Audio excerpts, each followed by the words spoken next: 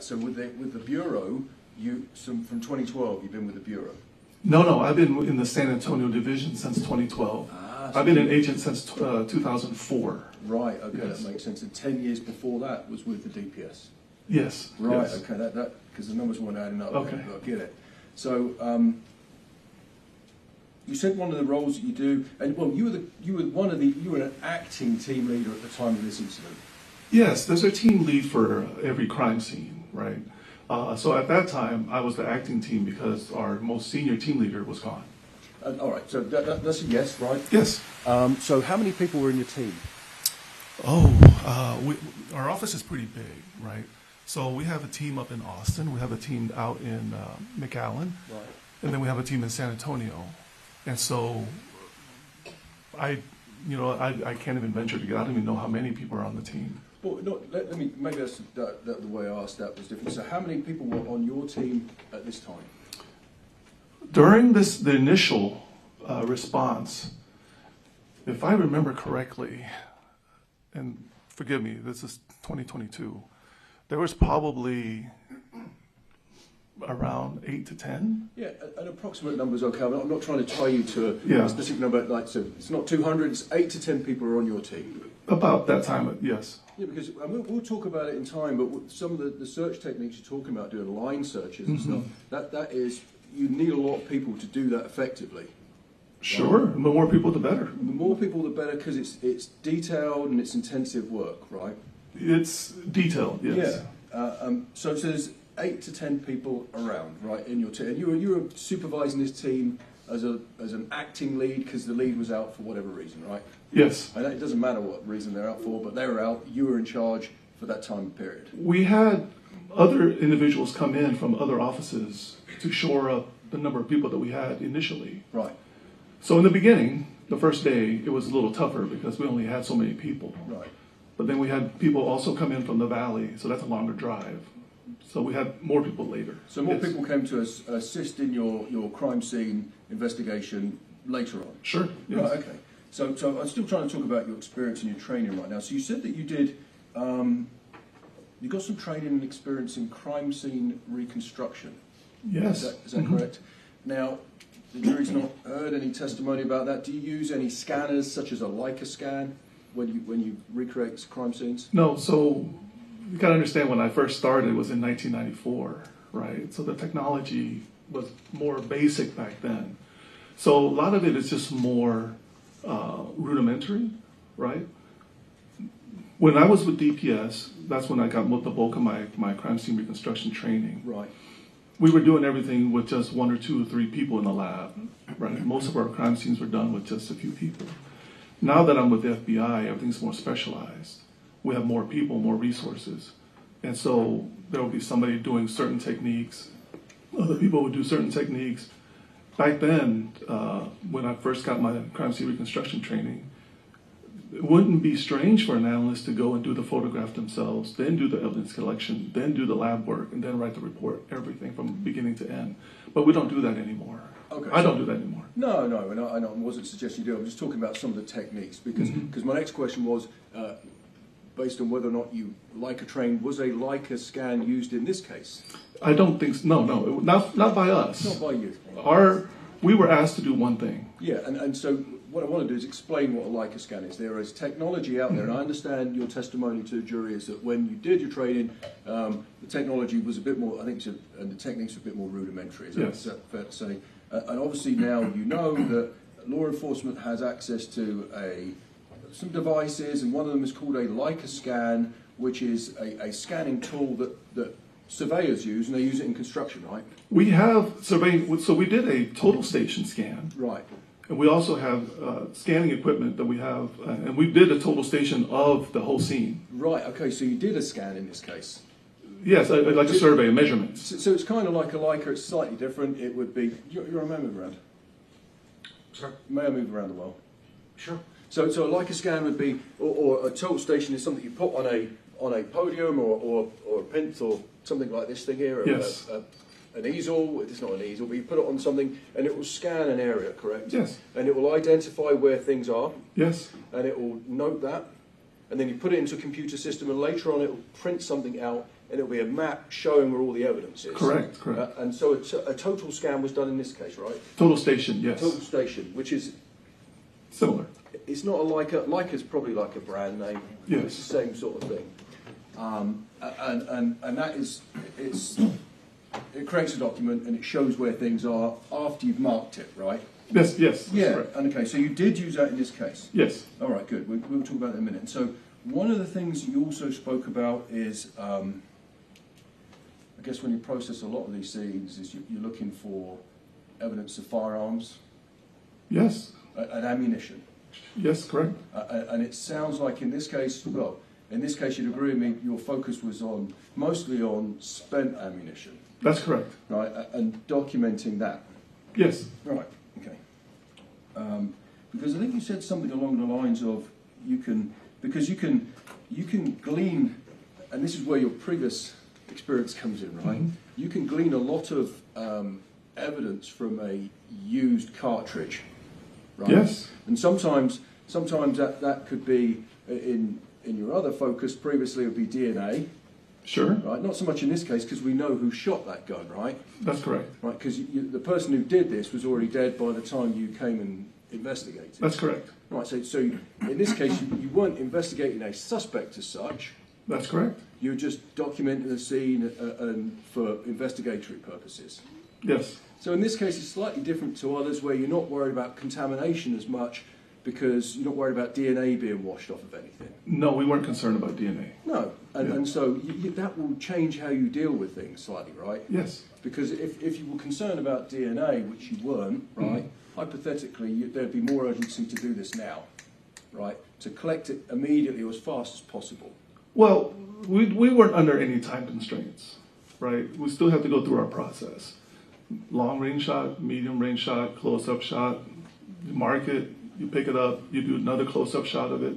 So we weren't under any time constraints. That's what I mean. So that's what I mean. You weren't under any time constraints because you didn't have the urgency to preserve DNA evidence as such as you would in other cases. DNA is very stable. Depending on the environment, DNA could last a long time, right? Okay. So, but we didn't have that consideration in our minds. Exactly. So you wouldn't, DNA is stable sometimes. It's funny, you'll hear different people testify to different things about DNA and how stable it is. But you wouldn't want to get it washed off of an object. No, correct. No. So anyway, so in this case, your role was to come and document the scene. Yes, outside. Outside the school, not inside. And as outside. Yeah, because where I'm going with thank you, Jason, with that is because the next day it rained. This happened on the 24th, the next day, well, it rained overnight, I should say. I think it rained that evening. Yeah. Because we were in the middle of doing this, and I remember it raining. So I think it was that evening. We can look at it. I think one of the state's photographs I introduced, you can see this in some inclement weather. So, normally that would inform how urgent you are with recovering stuff. But you were doing outside, right? We were just doing the outside. That's correct. And so the DNA thing, despite the DNA thing, the shell casings can reveal other things. And may I approach the witness? Yes, sir. And I'm going to use states very briefly. I think it's demonstrative 2 again. Bring this over.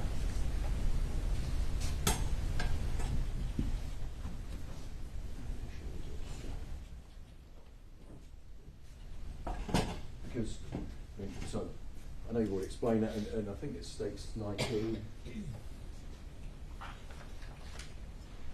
Where is it from? Is it 19? Yeah, 19 is the shell casings, right? And these are the ones you recovered from the scene. Correct. Without going into the packets. And the shell casing, the jury's heard evidence about this before, is just the cartridge. That's the shell casing. Yes. Right? The projectile gets shot out the barrel, and this cartridge gets ejected out of the weapon. That's correct. Right? And I think the testimony earlier was that when a weapon recycles, or a firearm is fired, the firearm pin goes forward, strikes the primer, Yes. right?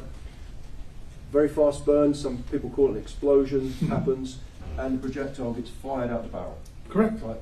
Because of the action of the weapon, it recycles, and the bolt action of the rifle or the weapon brings this cartridge back and it gets ejected out of the weapon. Correct. And like you said, we know that with a long weapon, it's to the right-hand side. Yes. And it can, how far that projectile or that spent casing can be thrown can depend on a couple of things. Yes, Right. like where it ends up could depend on a lot of different Depends things. on a lot of things. And so, and what I'm saying is you can find evidence on this casing of tool mark. You're familiar with tool mark analysis, right? Yes. And so one of those things is the markings. Tool mark analysis, you'd agree, is the markings that are left on, in this instance, the casing by the metal inside that weapon. Okay, Right? so Roughly speaking. roughly speaking, Roughly speaking. yes, Without yes. getting too deep into the science. Yes, Roughly yes. speaking. Because there will be, the firing pin will leave an individual characteristic. Indentation on the primer. Indentation, Yes. because each firing, it's like a fingerprint for a weapon. Kind of.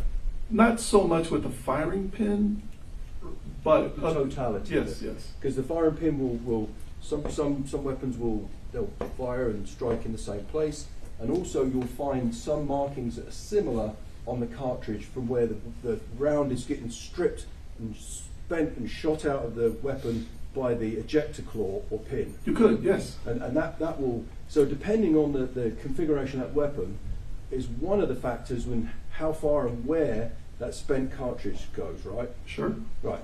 And so, just keep with that for a second. I mean, like I said, there's lots of variables that can affect that, and I guess certain batches of ammunition can be different from others, right? And so, Sure. and that can affect how far a spent cartridge goes, right? Yes. But when it comes down to it, you testified that, you know, case location is mostly an educated guess. Would you agree with that? Depending, yeah, because there's a lot of variables. I Yeah, mean, because of the variable. Yeah.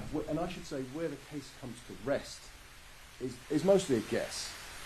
It's like an approximation. It's kind of like an educated guess, right? An educated guess. Yeah, that's Yeah. right. I mean, that's what you said. I'm just using your testimony. You said you can guess how and where the shooter is. Educated guess. yeah. Educated. Well, I agree with you. An educated Yeah. guess. And it would depend on lots of factors, like you said.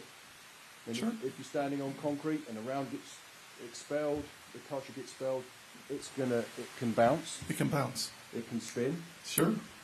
and it will move. Sure. Right. And if you're firing on grass, maybe it will stand still. It will just drop and sit still. Yes. Maybe. Maybe. Right. And it's a guess, but you'd agree with me that the grouping of where these rounds end up. When I say rounds, I should say casings. Casings. A specific grouping of casings on the ground or on the floor is an indication, the best indication we've got of where the shooter was at the time. That's a good indicator because it's consistent that, okay, why are all these in the same kind of location? Yep. And I think you said the shooter is around that radius. Is that correct? Sure. Right. So I want to talk to you about your work in this scene. if Okay. you can. So we've already said that you were the team lead, and I think you said when you first started doing this, did you say you had eight people assisting you? I think around there. Yeah. Yeah. Okay. And we'll talk about the actual mechanics of your search in a second. But would it be fair to say that you go to a location, you speak to whoever's in charge, and they give you some parameters and instructions on what to search for? Sure. And you do a visual search, Yes. and then you'll do a physical search, right? Yes. And then while you're doing that, you flag. Is that correct? Anything out of the ordinary, you would put a marker, you would flag it so you can come back to it later. Yeah, and you know if I may move, Judge? Yes. So you'll and when you say you do a line search, you did a line search in this case, right? Correct. And so when you're doing it on concrete, would it be fair to say that someone is in the middle, that's probably the leader? No, it can be anywhere. All right, anyone. So you will have a line, correct? Yes. And you'll stand line abreast. And you'll advance along a certain area. Yes. And I guess on concrete, you're probably standing, Yes. right? And when you're moving onto grass, you're probably on your knees, right? No, we're standing. Standing all the time? Yeah. Okay. Because I've done that where you're kneeling, it's hard work. You can do that too, depending on the surface that you're dealing with. Yeah, it depends on, because on grass, things might not be as obvious as they are when you're standing, right? Correct. Especially if you've got bad eyesight. Right, so you do a line search. Okay, so you do a search. And so when, like you said, you see something out of the ordinary, here you're looking for spent shells, you'll put like a flag down. Yes. Because and the reason I ask that is because there's we can see in the state's evidence there's little red flags. Yes. And then there's a number card placed next to some of them. Yes. Right. And so these are two separate processes, right? That's correct. Yeah. So first you walk your area. And I believe, Judge, may I approach again? I'm sorry. Yes. Let me use the state's demonstrative so we can just confirm this.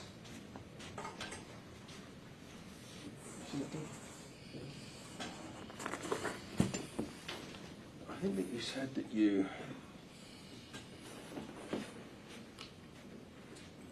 this is the, obviously we know what we're looking at here. You started your search over by this area here on the left. That's fenced off. Yeah. So we actually started on the grass side of that. On the inside of it. Yes. So your line search would be inside the fence area here that I'm indicating Yes. on the demonstrative, advancing across the grass area towards the parking lot, right? Yes. And so as you're going across there, you're putting red flags or whatever colour they are. They're red in this case. If you see something. If you see something. Yes. Because obviously you wouldn't do it if you didn't see something. That's correct.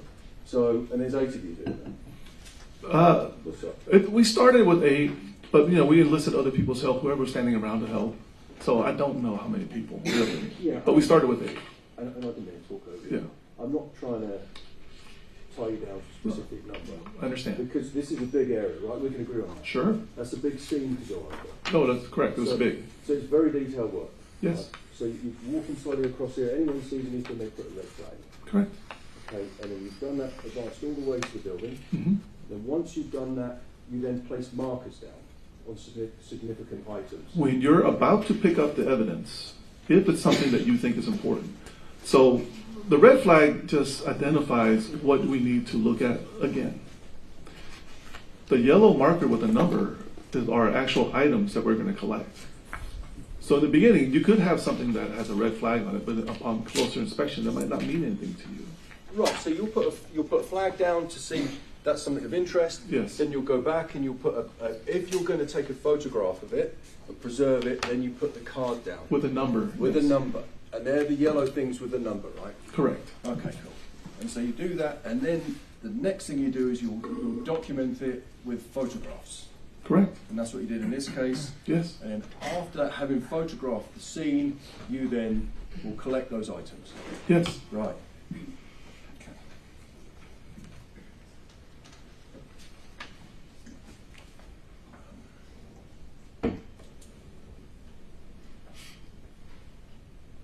Because I wanted to look at some of these photographs. Can we publish some of these photographs? Publish them? Yeah, can you publish them for you?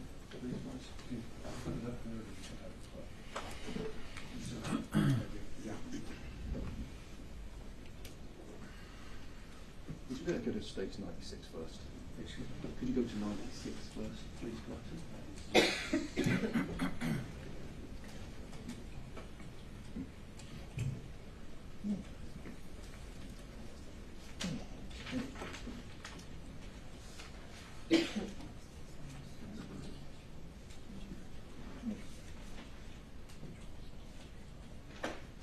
Yeah. No, it's not good.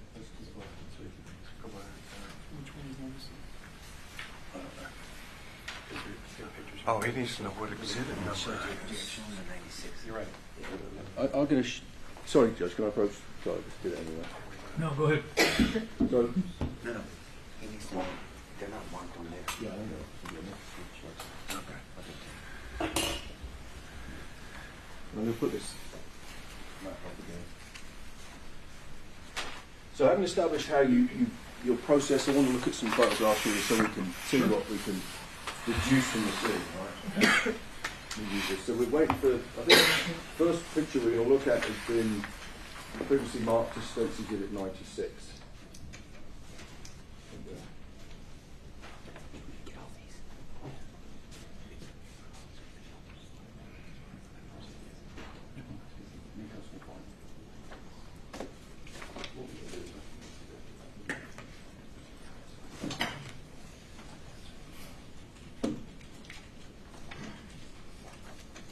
So while we wait for the photo to be put up on the screen, Okay. I'll show you what's been marked as Stakes 96. Yes. Right, and so I'll show you. This is Stakes 96. We'll show it on the screen in a second. So you all made the witness come down and mark on the demonstrative where this is located. Yeah, is that in evidence or not? This is, yeah, so this. They're both in evidence, yeah. This has been admitted, right? Yes. Yeah. I mean, do you want to mark on the No, chart? just to show. Can you Okay. show whereabouts on the diagram here this is oriented?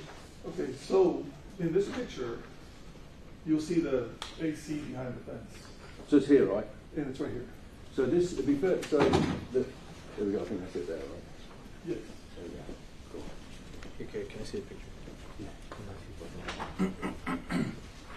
So we'll wait till we get it up. Okay. There you go. Right, okay. So we are, so that, you'd agree this is the southwest corner of the building, right?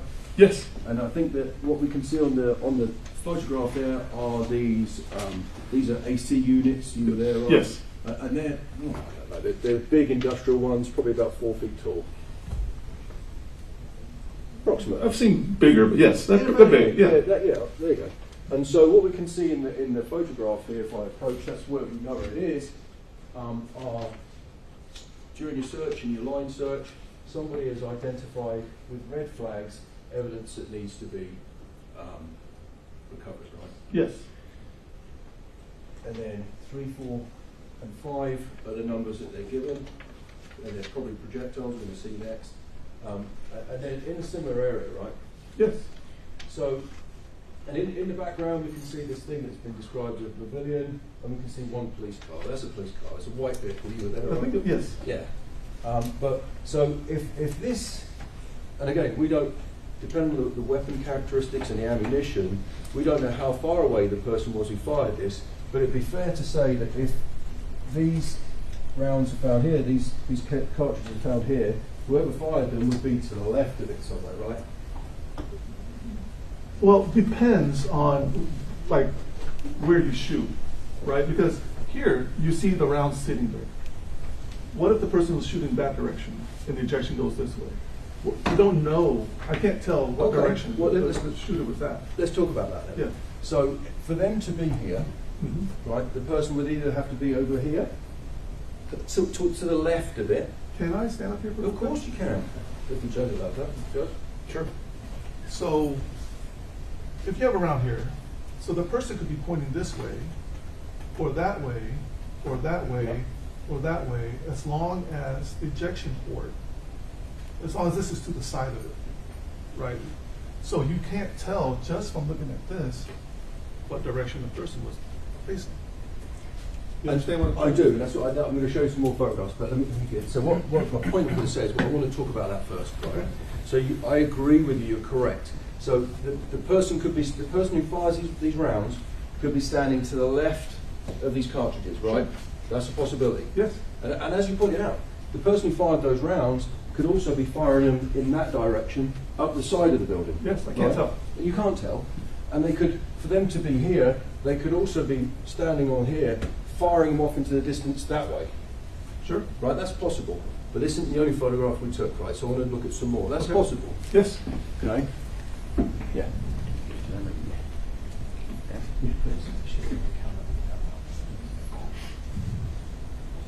So you look at 102 next, which is, I think, is a closer up version of that.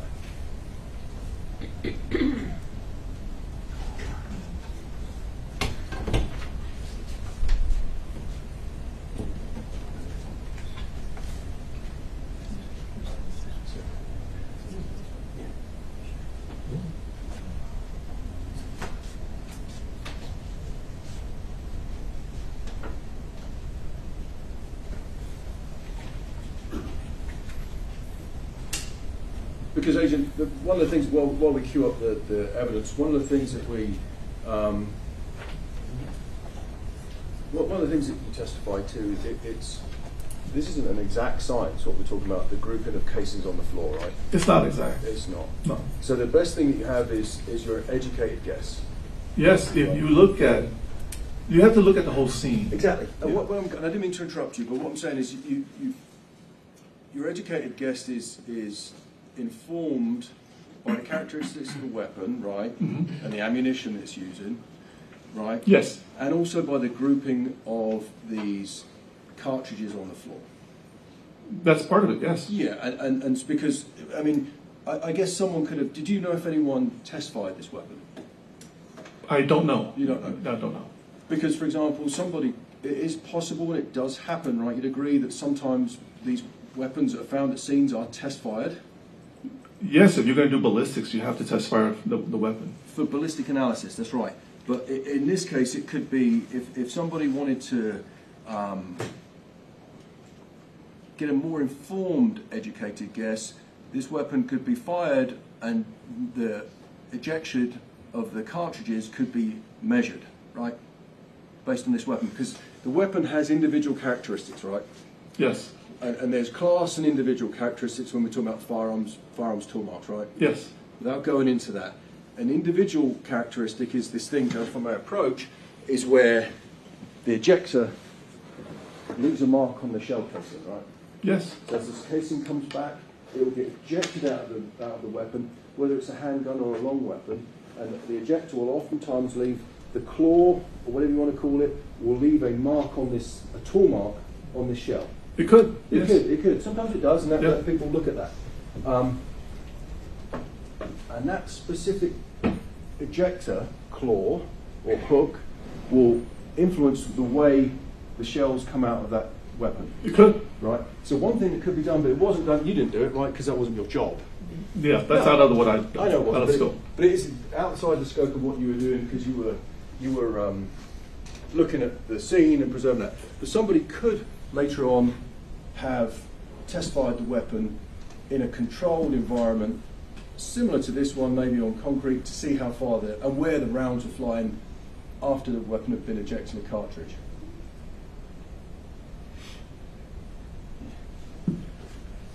And just a second.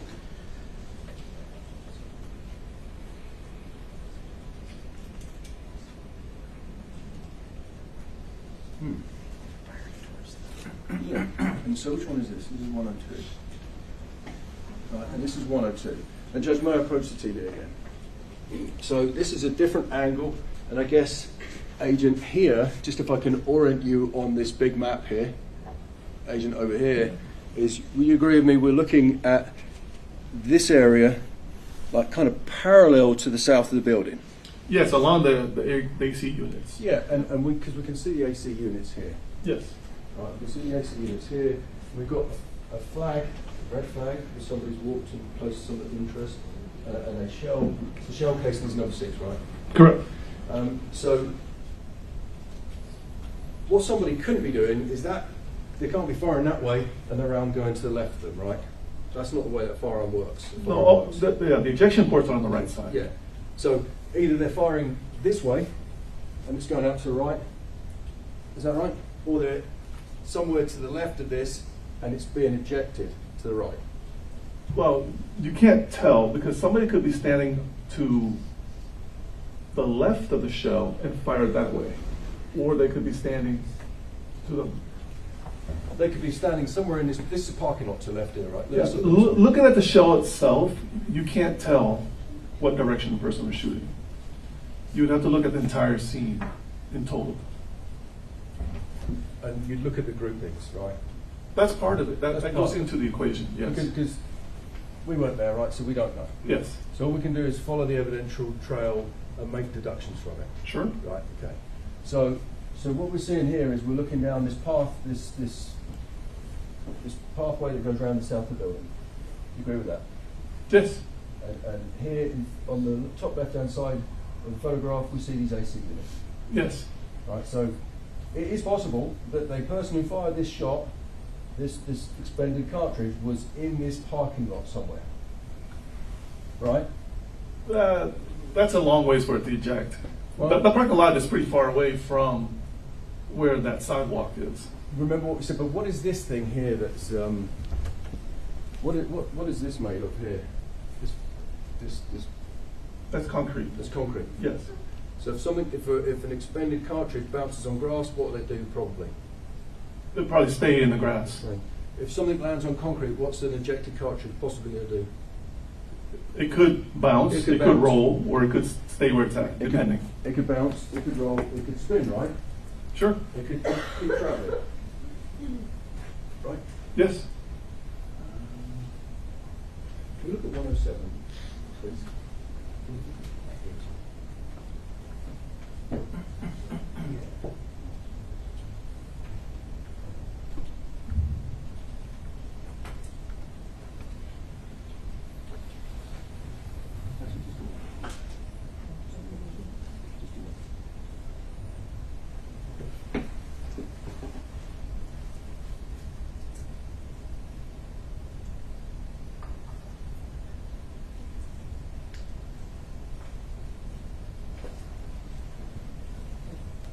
So what we're looking at now, Agent, is states 112, sorry. Right? You Yes. know that one? Okay, and so just to orient ourselves on this, the map here, this is the same view as the last one, but further away, right? Yeah, that helps, yes. Yeah, I mean, it's kind of a further back view, because you do like long range, medium range, then close, then super close, right? Yes, it gives you a different perspective. So this, I'm going to show you, I'll hand you the photograph here. You can see that there's multiple red flags with evidence being collected, right? Yes. Up here. So again, you'd agree this is kind of an indication this is a group of where the spent cases are, Yes. right? And again, it's not an exact science where the weapon was fired, but it's an indication. Yes. And you'd agree with me that these spent cartridges, well, how many do you see? One, probably 6, 7 in that photograph, right? Yes. Are all in a line just on the edge of this paved concrete parking lot. Yes. You'd agree with that, right? Yes, of course. So one of the things that we can deduce from this photograph is we're looking at this, is that the shooter could be to the left of that. Sure. We don't know how far because we haven't test fired the weapon. We don't know anything about the power of the ammunition other than what rating it is. So it's possible they're on the left-hand side, right? Correct. So this would be consistent, or this could corroborate evidence that the person might be to the left-hand side of this SUV here, right? I wouldn't say, I mean, there's somewhere, to me, it looks like they could be behind the SUV. I don't know if they're to the left of the SUV. Yeah, okay, so they could be behind the SUV, so if Yeah. you say the SUV is here, around here somewhere, right? Sure. Yeah. They could also be to the left, maybe, depending. If we, and again, like I said, we don't know, but if there had been, the weapon had been test fired, we could have a better educated guess of where that rounds would have been fired from, right? Sure. Right.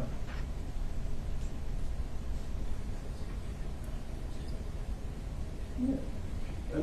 And by the same token, what it can't be based off this evidence, right? Where the shooter cannot be based upon where the breadcrumbs, if you like, of evidence are, the trail of evidence are, is to the right-hand side of these rounds. Because the cartridge, and I didn't mean to give you more back, I'm sorry, gets ejected to the right, Yeah. correct? So if you look at the totality of this, and the broken glass is over there where the windows are broken and shot through, Yep. then chances are the shooter's on the left side because the rounds are getting ejected out the right of the weapon. So let's talk about that for a second. That's interesting. So, and what you're alluding to is we'll look at a different photograph, but I want to pick up on that. I appreciate that, Andy. So when you're saying broken glass, you're talking about on this side of the building. You look at the entire picture, Yep. and so in order to get a better picture of where these rounds could have been shot in what direction, if there's no bullet holes or bullet damage on the, like where the white car is, then you can generally assume that it's not being shot in that direction. But if you're looking at these bullets and you see the broken glass, then I'm not saying that that's exactly how it happened, but you kind of can deduce this could be the track that he was going towards the school, shooting at the school. And I appreciate that, Agent. We're going to talk about all of it. If I could just bring your attention back to the map here. Mhm. So let's talk about that, because there was a lot that you just said then, right? And I want Yes. to talk about it. It's important. So you said we've got. I agree. We hear in law enforcement. We hear the phrase, or you hear the phrase in criminal investigations, totality of circumstances, right? Sure. And I agree. We've got to look at the totality of the evidence. And I agree with you that the indication is from your evidence is that, and the broken windows that we saw in some of the other state's exhibits, we can look at those, but the jury's already seen those. There are broken windows on the west side of this building Yes. that appear to have been shot out by a round, which is possibly by these spent cartridges, right? Sure. And that's all along this building. So I agree with you that this is more of an indication of rounds that have been shot into this building, right? What we're seeing on that physical evidence up there that's been admitted. You can't say for sure, but the indication looks like that could be, yes. And that's 112. States Exhibit 112. Is that 112? Yeah, I think Yes. so, yeah.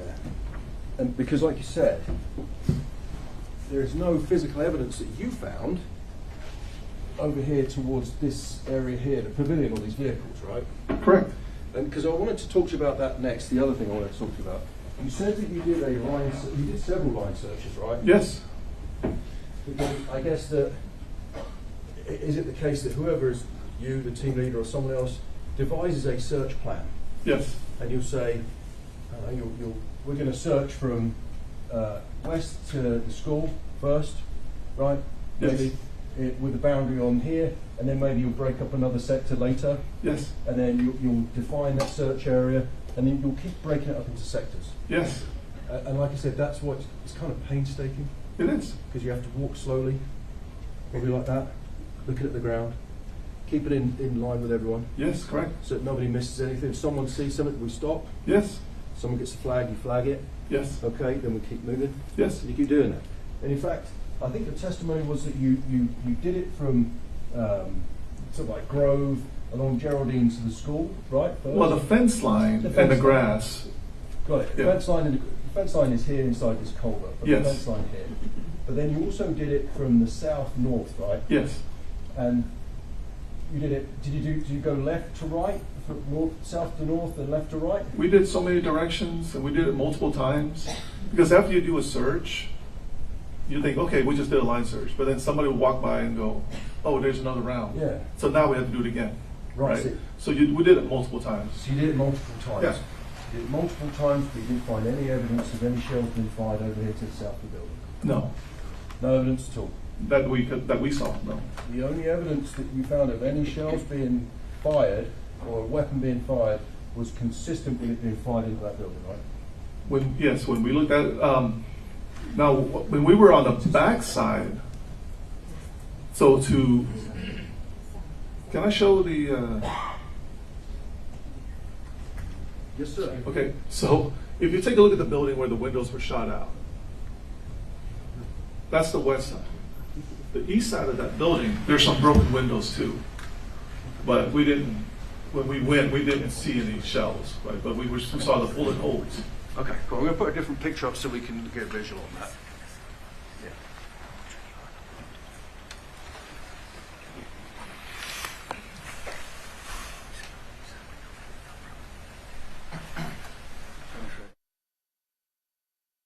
Um, 86. Can we put 86 up? Because that's important what you're saying, Agent. I want to talk about that because you actually found some, Agent. If I could bring your attention to this, you actually found a couple of non-spent cartridges, right? A round of ammunition in a couple of places around. Yeah, we found that too. Found two, right? Two or three. Two or three, and you, while we wait for the pictures to come up, you'd agree that they appear to be different, Correct. right? So these ones are all just, the ones we've got here that you took the photographs were just brass, and they were brass coloured. Yes. And I think the ones, there we go, we'll look at this in a second. The other ones they were a black jacket. Only one of them was. One of them was a black jacket, so Yes. it indicates a slightly different brand, right? Yes. And can you show the jury again where you found that on the map? Okay. Judge, can you bring this approach?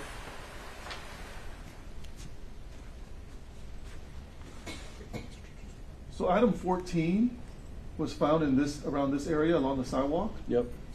Item 15 was found around this part of the funeral home. There's a parking lot here. It was found in the grass around this area. Okay, I appreciate it. So, and these, which one? Do you remember which one was the black jacketed round? I don't remember. I have to take a look, but I Well, don't. one of them is different. That's Yeah. fine. So, and I wanted to look at this approach to television again. So, because this gives a better overview. This is so you were saying this is the west side of the building, right? Yes. Okay, and this is the building in question. And so, would it be correct to say that where I'm indicating now is the east side? Yes. And so, you found what would you describe it as a defect or just a broken window? We thought there were bullet holes. Bullet holes. Yeah. So it could be a couple of things, right, going on there, Yeah. because we don't know. But it could be with this kind of ammunition that what is consistent. I remember to give you my back is that you said that this is the same parking lot we're talking about, right? Yes. And you didn't find any evidence of any rounds being fired over here towards the south. Yes. Right, I don't mean to give you my back. Right? That's okay. But it could be over penetration, a round being fired from the west coming out the east. It could be. There's a hallway Yeah. in between, and doors and walls. So to me, I don't know if that would be, from this side. Or could be fired inside. Or it could be, sure. It could be that. I mean, we don't know, but that ammunition is certainly powerful enough to penetrate a building, right? If it goes through glass, it could certainly penetrate that whole building. Possibly. Possibly. We don't know. Yeah. But it could certainly penetrate from inside out.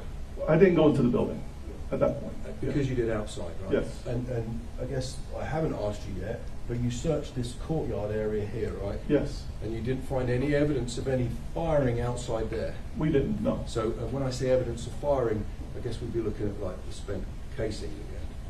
If I remember correctly, yes. No, Yeah. none of the cases. We saw bullet holes in the window. Right.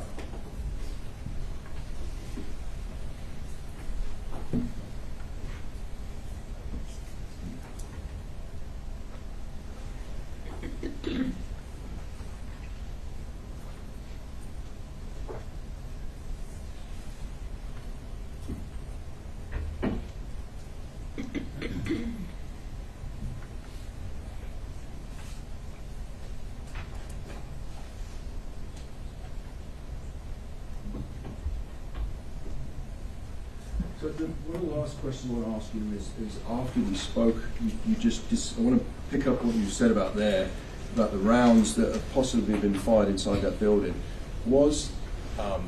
Did you do any kind of trajectory analysis? We didn't do trajectory, no. You didn't? Because trajectory analysis would inform us to know by finding whether a defect, so let's talk about a defect. A defect is where, or an apparent defect is the terminology that you would use to say this is apparently a hole or damage that could have come from a fired weapon, right? Yeah, we didn't have access to the inside of the building, so that limited what we could do. And so we only looked for the evidence on the outside. I That's it. know you did, but what I'm saying is to fully inform us to say, hey, these holes in this window go to this hole somewhere else would be to do a trajectory analysis. That would help. It's Yeah. kind of like It could wheel help. path analysis where you would, it's almost like geometry, finding where the hole is and you backtrack to see where the round could have been fired from. Sure. But that wasn't done, I don't know. because that wasn't your remit. No. But what we do know is that there were no spent shell casings found on the south of that building, right? Yeah, we didn't find anything on that side. Oh. Or I think the east and the south. And you didn't find any in the field from the line search from the culvert inside the fence towards the building, right? Let's look at the other No. map. So if you're talking about the field between, This one here, that I'm Yes. indicating here. no, we didn't find. You didn't find any anything here? there. No. You didn't find any on the way here. They were just focused on this parking lot, and you didn't find any on the south, right? Correct. Just to confirm. Yes. Thanks, Agent. I appreciate it. Got no further questions for us witness. Agent, I don't know if I need to show you the picture. I will if I need to. Your testimony was, I believe, that exhibit number 6, casing number 6, seemed too far to be from the parking lot. There was one exhibit that you said that. Looking at that perspective, I mean, I couldn't see the parking lot from that picture. But if you look at it this perspective, I can see that, it could be. It's just a matter of perspective. I need to take a look at all the pictures together. Maybe if you took a look back, can you tell us where exhibit 6 was on that photograph? about, Like, somewhere around here, there's a metal plate in the sidewalk. And so here's the parking lot. The ground was somewhere around here. You know, if the person, I mean, if you're saying, if you're tying this to the broken window, because you got to look at the totality of everything. If you're thinking that maybe the guy was shooting here, for somebody that's standing here for the round to be there, it's a little bit difficult. okay. May I approach her? Sir. So if, my understanding is you have casings along here all the way up to here, is that I correct? think so, yes. And I'm not talking about direction because you said we're not saying 1 through 6. Yeah. I'm saying from here all the way up to here somewhere. Yes. Is that correct? And those can be shot, and it helps you a little bit if you know where the bullet ends up, right? Yes. I mean, if I'm shooting this way, then if it rejects right, the casing will be I there. object to leading judge. Is that? Sustained, to rephrase it. Could you tell us how the impact the bullet has on an object helps you place where a casing is? Yeah, it sort of gives you a line, right? Because in order to have a line, what do you need? 2 points, right? So if you have a point of impact and you have a casing, you can use that to approximate, hey, that's your 2 points to make a line. What direction was the shot being taken? Okay? And if the shot is being fired into an open field, Yeah, that's a lot more difficult because now you don't know because you're not going to have an impact. So how do you know where the direction is where the shot's being taken? You only have the location of your casing. Where's your other point to see where it went? so if we have impacts in the windows and we have casings along here, that can help you. Is that Yes, correct? yes. If you have casings here, does that tell you if the impacts in the windows came from those casings, or if those casings could be a result of firing into a field? Well, you don't know, but your best guess would be that it was being shot into the window because you have a broken window. If you have casings over here, would they explain the broken window? Sure. If they explain the broken window, then these casings could be fired into an open field. They could. And if you have impact over here, could that also tell you what direction he was shooting? Sure, because now you have 2 points, right? You have your casing and you have an impact spot. 2 points can make a line. But you didn't look for impact points, you looked for casings. We were looking for casings. We didn't have much access to the school itself, so we tried to stay out of the Rangers' way. Texas Rangers were the lead agency. So Brent, the Texas Rangers would be looking for impact along these other windows. They had access to all the buildings. Or other, I said windows, but I mean other buildings, parts of buildings, they would look Yeah. for those. They had access to the buildings. We were focused on the field and on the grass and outside. Sure. And so casings plus impact would give you a better decision as to where those bullets were going. Sure. And that sometimes takes not just your testimony, but somebody else's. Sure. And the one thing, though, about these 21 casings, can you tell us, does that indicate to you there's been 21 explosions? Those are the casings we found. That means a fired bullet, correct? Mhm. Which makes a sound Yes. and alerts law enforcement. So 21 casings means there were at least 21 shots because there could have been more. I mean, if we didn't find it, then we don't have it, right? Right. But 21 casings means there was 21 shots at least. Okay. And you've been around gunshots? Sure? Audible? I'll be object to leading judge. Are they audible? Overruled. Yes. pass the witness. If I may, very briefly, Agent, Judge, my approach, Yes. very briefly. So I think you said that, so we're looking at state 6, right? I think, well, we're not. We're looking at let's look at what you've got here. So your testimony is that your best guess is that these casings that were found to the southwest side of this parking lot here were fired into this building based on the evidence, right? My best guess is that because there was a trail of casings, Yeah. that the person was going that direction. Yeah. Now, if you look at the whole scene, if you see impacts, then you gotta say, okay, where am I gonna attribute that to? Where can I attribute it to? What are the possibilities, right? And so that could be a possibility, yes. Because you're just one piece of this whole part. Like Mr. Turner said, your testimony is the jury's going to put it together with others. Because we know that unfortunately, eventually, the shooter enters this doorway here. You know that, right? I learned that later, yes. Yeah. So you know that. Yes. So it's possible this person is traveling, shooting these windows before he enters through that door, right? Sure. Okay. And so the prosecutor talked to you about this walkway here, right? Do you know the distance between roughly, I don't mean to give you a back age, Yeah. between the end of the building and that walkway? Not off the top of my head, You don't? no. Okay, we did, no. Can But- you give me an estimate? Looking at that, okay, if you take a look at the length of the cars are probably, what, 15, 20 feet, depending on so maybe about,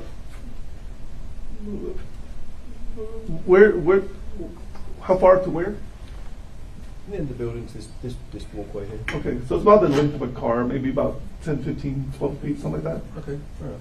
And so I wanted to pick up on something. Do you mind if I can do it from here. So hypothetically, right, the prosecutor was saying, because you didn't have access to the buildings, right? No. So you didn't have any access to these buildings. The prosecutor talked about, if rounds went over here, right? Yeah, good, yes. I think he pointed to the top of the screen. I think that's what he did. So to know, let's pretend for a minute there was a round away from here. Without Okay. doing a trajectory analysis, I guess, that could have come from here, could have come from here. We just don't know, right? Yeah. Because, like we said, the best guess is that from your evidentiary examination of the scene and the clues that were left behind is that these rounds were fired into this building. It could have been, yes. And we also know you didn't find any evidence of shots being fired on the east side of the building, right? That's correct. But you found evidence of bullet holes either exiting or entering these windows here on the east, right? There were bullet holes in the windows, yes. In the windows. So you don't know if they're coming in or out from the building, right? That's correct. But what we do know is you didn't find any evidence of shots being fired in. That's correct. So we could possibly deduce from that shots were being fired out, right? That's correct. Okay. And so if rounds are being fired from inside this building, they could be going anywhere, right? Sure. I was not in the building. Right.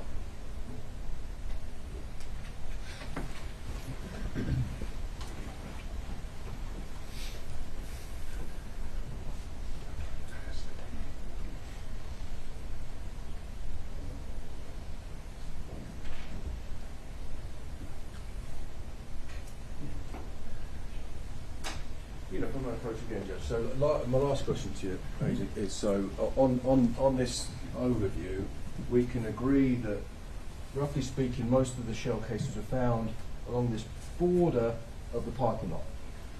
I don't remember if it's most, A lot. because there were quite a few along the windows. Yeah, you're right. You're right. There were quite a few under these windows. Yeah.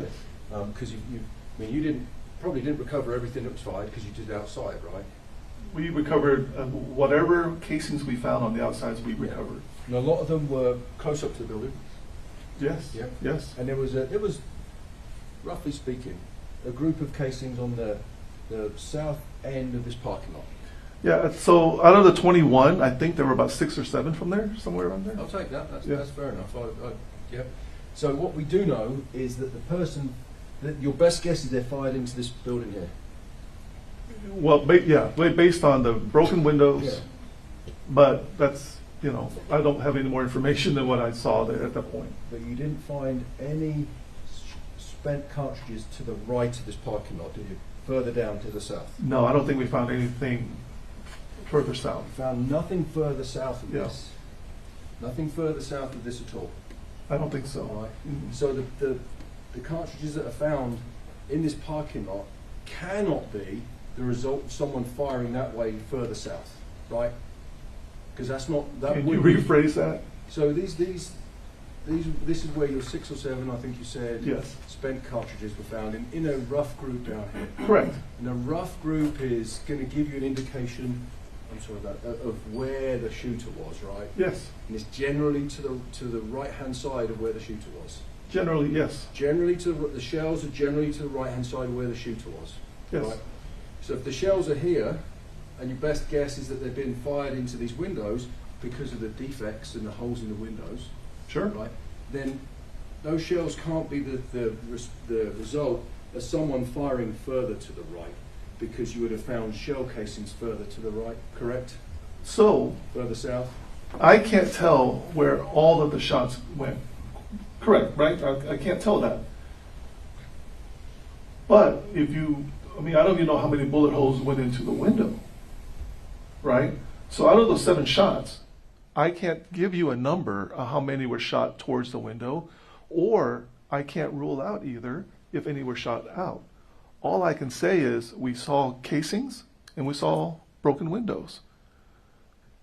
So you have to be limited to what you can say, right? I can't just make the leap and say, well, there were 3 shot this way and 3 shot that way, and I don't know.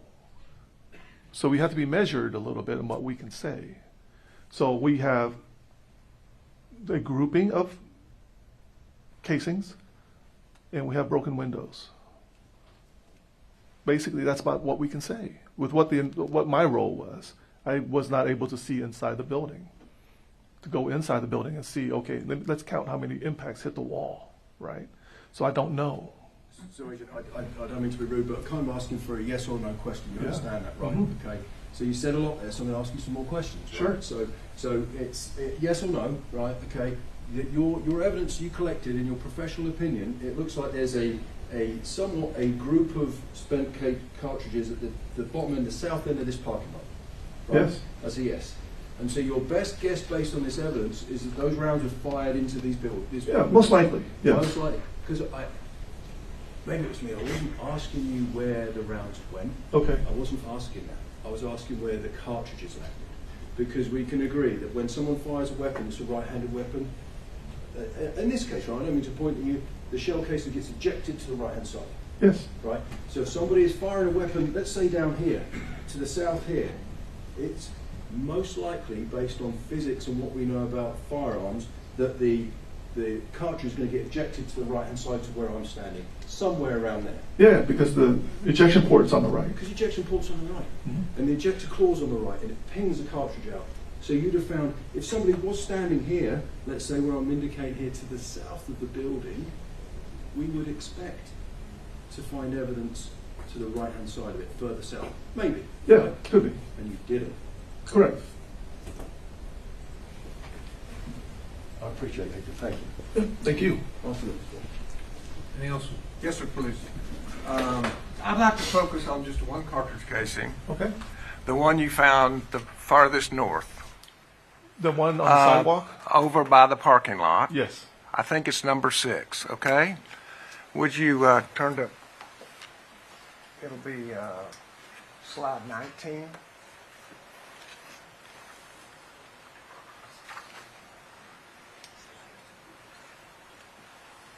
What exhibit is that? 19? Slide 19 or exhibit 19? Slide 19. What number that is? It's in evidence. It's in evidence. Huh? It's in evidence. Which one? What exhibit is it? I'm sorry. What exhibit number?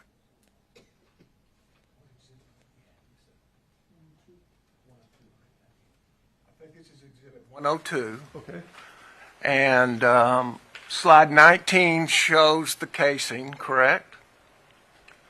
Number 6. Out of number 6. Casing number 6, Yes. correct?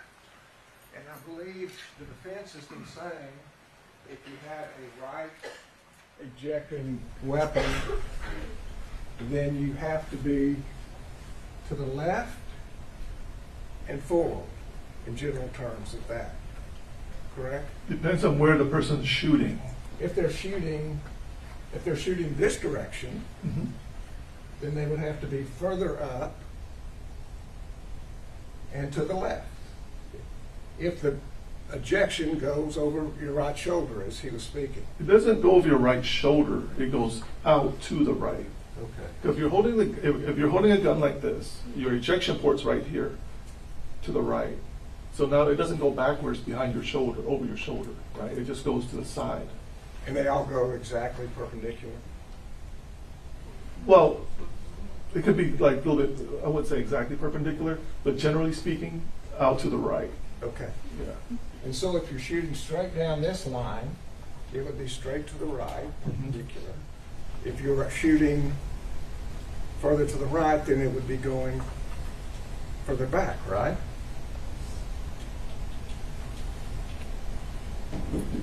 Well, Let's okay. do it this way. All right. Let's do it this way. There's a casing here. Okay. Can it land here if I'm shooting this direction? Sure. Can it land there if I'm shooting this direction? Sure.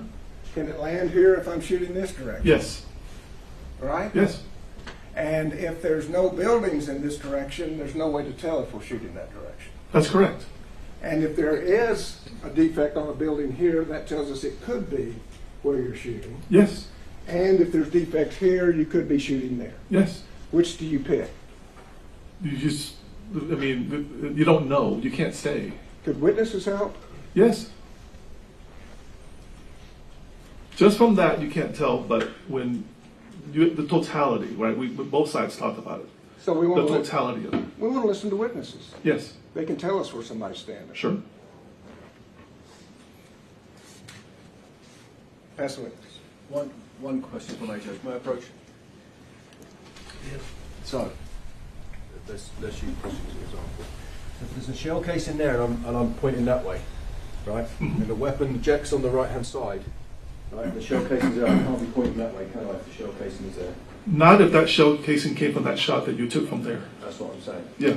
So, because there's no evidence on the south side of the building, we can deduce from that that no one was firing south of the building in that direction, possibly. Yes. All right. Thank you. Pass the witness. One last question. That's where the casing originally lands. Does foot traffic affect that? If the foot traffic hits it, yes. And was there foot traffic at Robb Elementary on May 24, 2022? Oh, it was kind of crazy. Yes. Hundreds of officers. There was quite a few. I've never seen that many before at one time. Yes. And you don't get to cordon off the crime scene until after the crime's over. That's correct. So for as long as hours, there can be foot traffic from a number of officers. I wouldn't say hours because we got there kind of quick. Like an hour. It took us an hour and 15 to get there to mobilize. Now, I guess hours it means more than 2. Yes. It could be. Could be. A couple of hours, that's fair enough. I'm not Yes. trying to stretch it. I just want to. Okay. Pass the witness.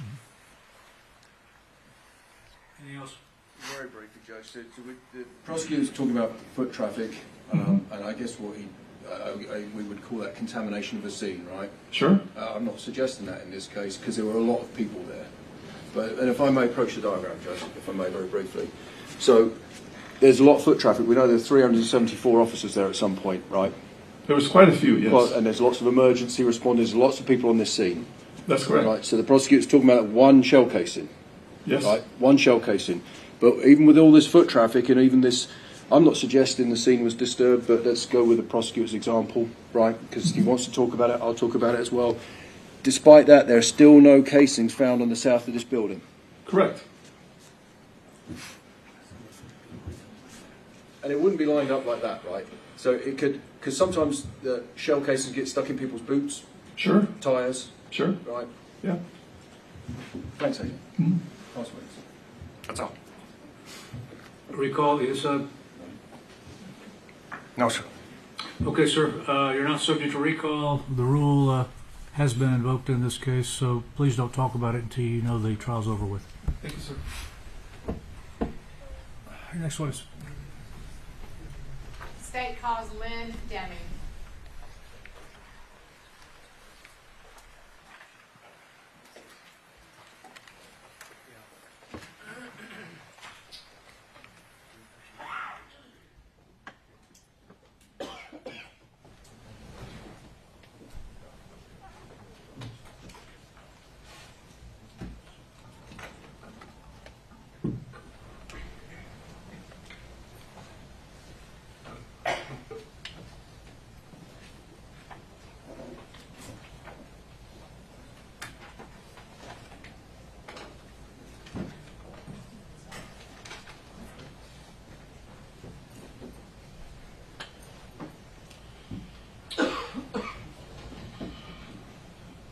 would you raise your right hand for me, please? You do solemnly swear the evidence and the testimony you're giving this cause to be the truth, so help you God.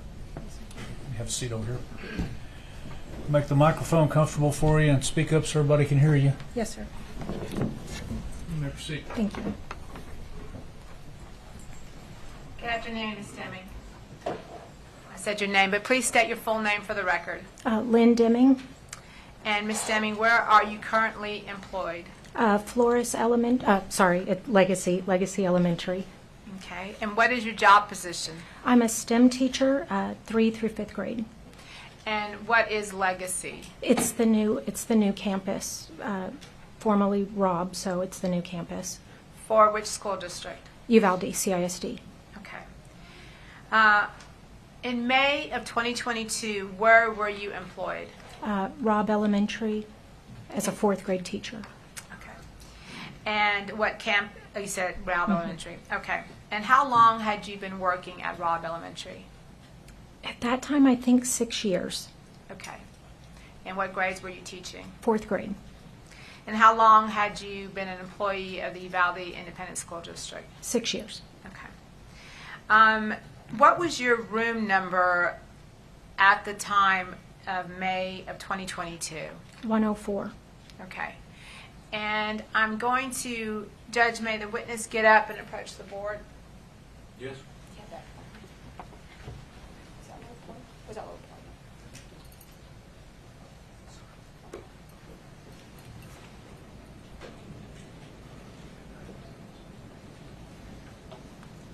I'm going to ask you to show the jury on this board. This is a map of Robb Elementary. Would you agree? Mm-hmm. Yes, ma'am. And can you show the jury where on this map is the 4th grade building? This building, ma'am. Okay. And where on this building, on this map, was your classroom? Somewhere in this area. Okay. Sounds good. You can have a seat. And again, what was that classroom number? 104. 104. Now, have you received training as to lockdown procedures? Yes, ma'am. And can you explain to the jury and for the record what those procedures were in May of 2022 for the Uvalde Independent School District? Lights lock out of sight, so you lock lights out of sight, sorry. So you lock your door, be sure your door's locked. You turn your lights off and cover your windows, and you hide. Okay, and who provided that training to you? I don't, admin, I'm sure, I don't necessarily remember exactly. And was that the training, the same training that was provided to the students? Yes. Okay, and how often did you receive that training? Was it once a year, twice a year? We had to do lockdown drills. I don't know how many times that's Okay. required. Okay.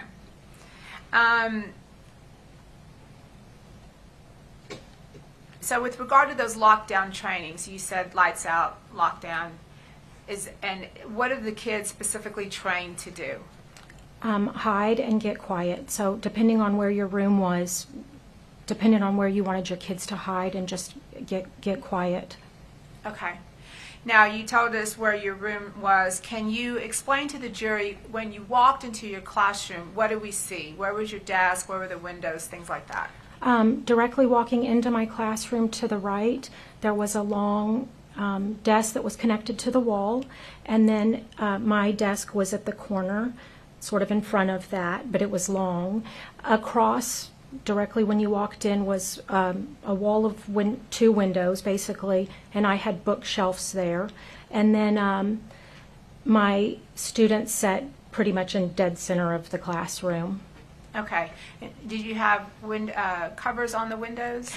There were blinds on the window. I usually kept them open just Okay. to get sunlight. Okay. I'm going to take you back now to May 24th of 2022. Yes, ma'am. What were your normal work hours on that day? Just a regular school day, so 7:30 to 4. Okay. And on that day, was there something specific going on, something special going on for the day? The award ceremony was that day. Okay. And what time was your award ceremony? I don't remember specifically. It was before lunch. Okay. And after the award ceremony, what did y'all do? We went back to the classroom. It was sort of, a lot of students leave during award ceremony, after award ceremony. So you kind of just have sort of a fun day. I had set up stations for my students. So some of them were playing Legos. There were board games. We used Minecraft to do math, sort of math things. So I had some students playing Minecraft. And then I had like an art station where they could paint or draw. Okay. Did y'all have plans to go outside? Or anything? We were going to go to recess about 10 minutes early. I had a student that left half a day. He only stayed at school half a day. So we were going to wait until he went and then go to recess about 10 minutes early. Okay. And about approximately what time did you get your kids ready to go outside? Probably around 11:20, somewhere in that vicinity. I don't know exactly. And what were your instructions to your students regarding going outside? They were going to line up, and we were going to walk, just out to the playground where we normally went. Okay. And this is, you were taking all the students at the same time? Yes, ma'am. Okay. Now, once you get them ready to go outside, and they're starting to go outside, what happened? We were walking out of the building, and one of my students said she left her water bottle in the classroom. So I just sort of opened the door and put my foot in front of the door, and I said, just run in and get your water bottle, it's okay. And I told the students just to keep walking out the door. Okay.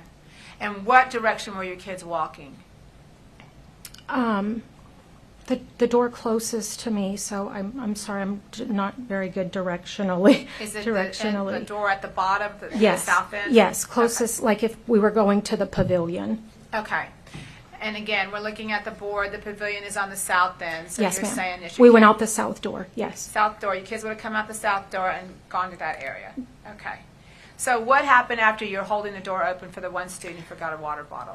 One of my students opened the door to go out the south side, and they said that the coach is yelling. And I said, why? And they said, I don't know. And then, I'm sorry, I heard what sounded like fireworks. And I told the kids, come back inside.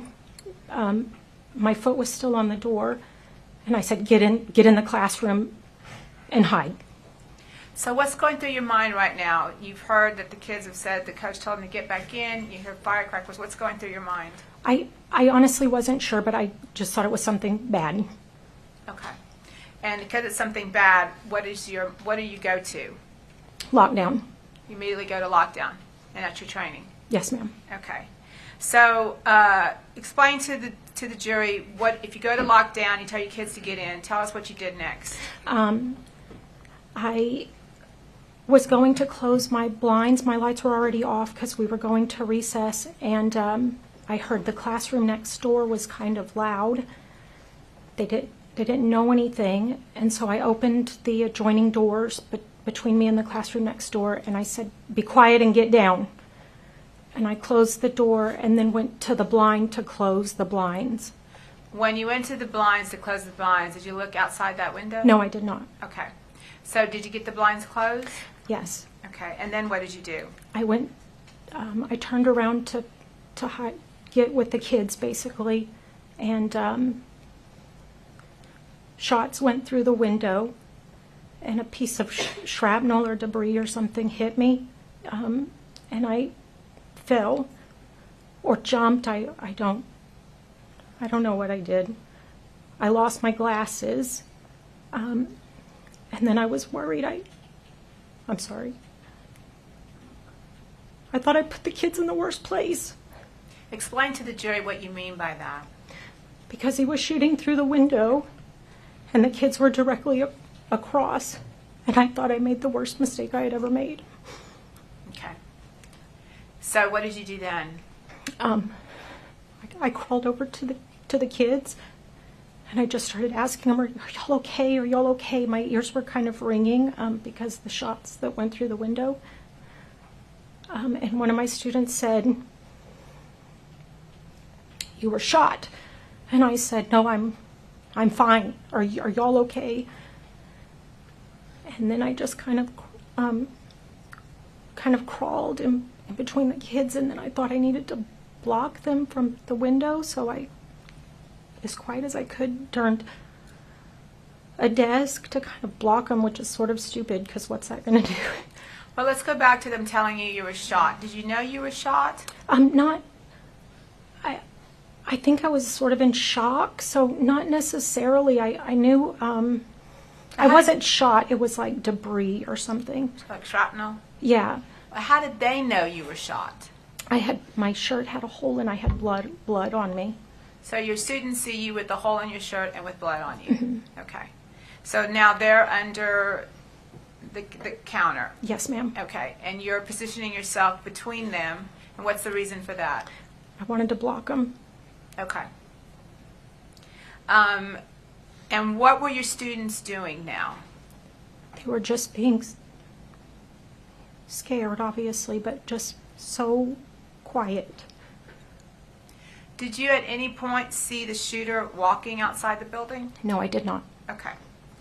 And did you see shots coming through the windows? Where were those shots going to? I couldn't tell. Once he shot in the window was completely like blown, like just shattered, right? And it was like, I thought at the time it was smoke, but it was like very hazy in the classroom. And I didn't have my glasses, so, because I had lost them, so, which doesn't help. Did you feel like the shots were coming from the ceiling or coming from up top? Not at that point, no. Okay. Did you at some point later think that? Yes. Okay. And why did you think that? Because you could see ceiling tile like on the ground. Okay. So again, you're in the room. You're trying to position yourself between the windows and your students. And what do you hear during this time? I heard a couple shots on the outside of the building. It sounded like hammering on the building. And then I heard shooting in the hallway. Okay. And were you trying to think of a possible escape or something that you could do? At some point I looked at the window because it was just shattered and I thought we could get out, but somebody shot when we were walking out of the building. Then somebody shot through the window, and then I heard shooting in the hallway, so I thought it was more than one person. And I thought our only sort of savior was that he shot through the window and my kids were so quiet, they wouldn't know we were in there. So I thought if we just stayed quiet, they would think we weren't in there. So as you were shot and you had shrapnel, you're trying to think of a plan and you're thinking of possible scenarios. Shooting here, shooting there, shooting there. What's my best plan? Is that right? Yes, ma'am. Okay. And while you're thinking all this is going through your mind, what are you telling your students? I was just telling them to pray. I told them I loved them. And I just kept saying, like, babies, I love you. Just pray, I love you. Okay.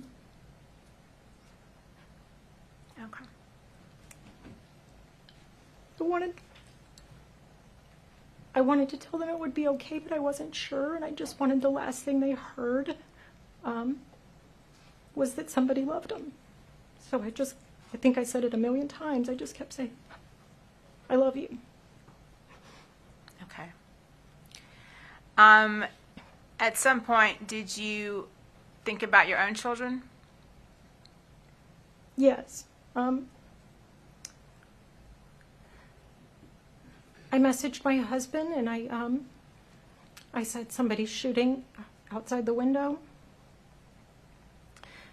I love you. I'm sorry. Tell the kids I'm sorry. Explain to the jury why you felt that you had to say you were sorry to your own children. I thought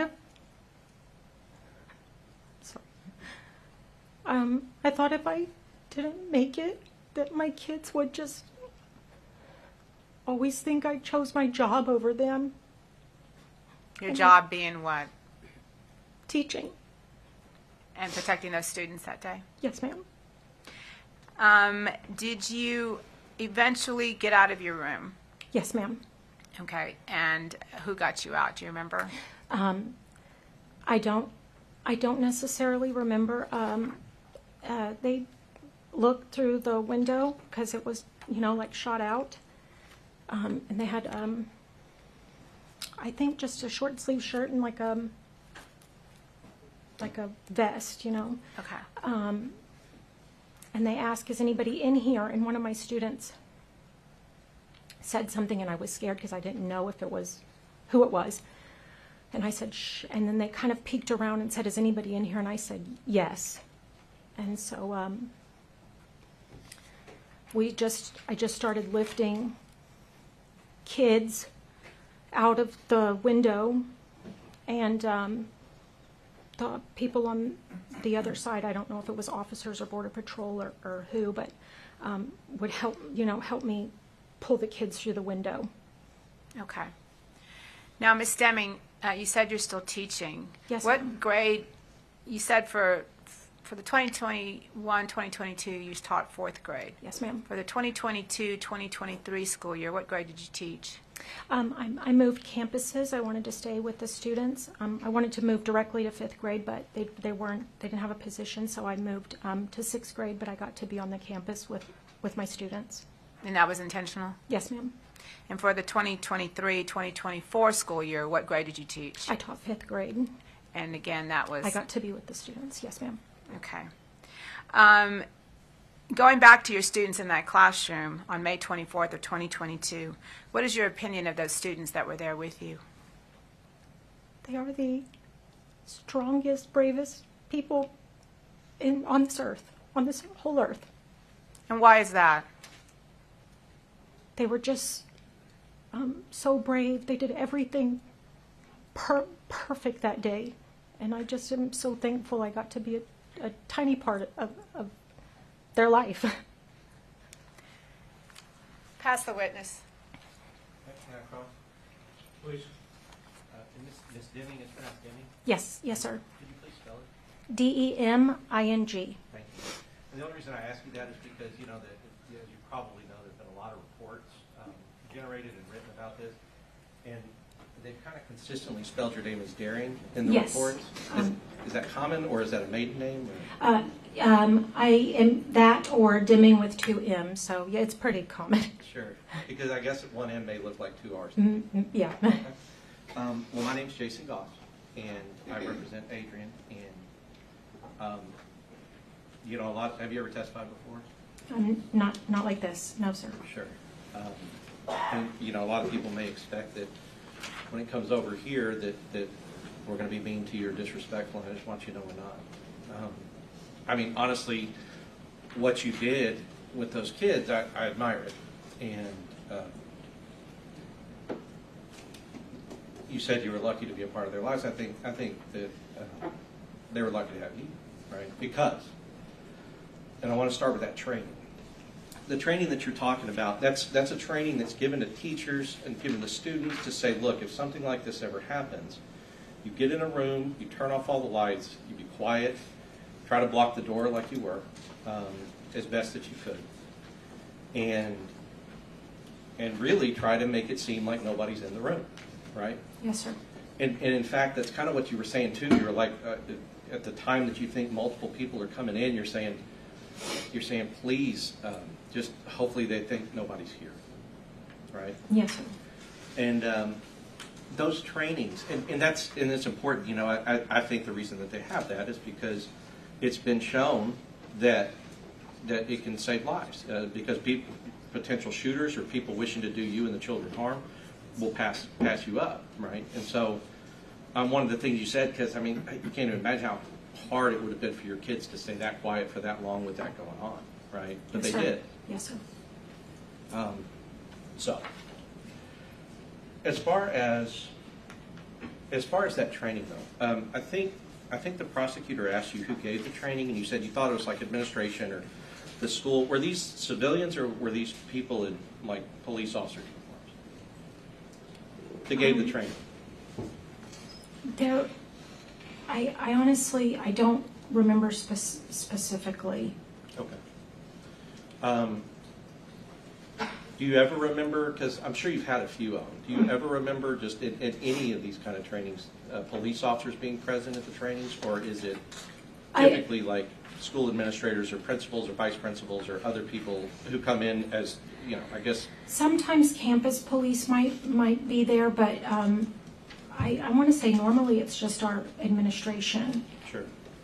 And and at Robb Elementary at the time that you were working there, you were aware, and we've heard it from others, but you were aware that there was not a police officer actually assigned to that campus. Yes, sir.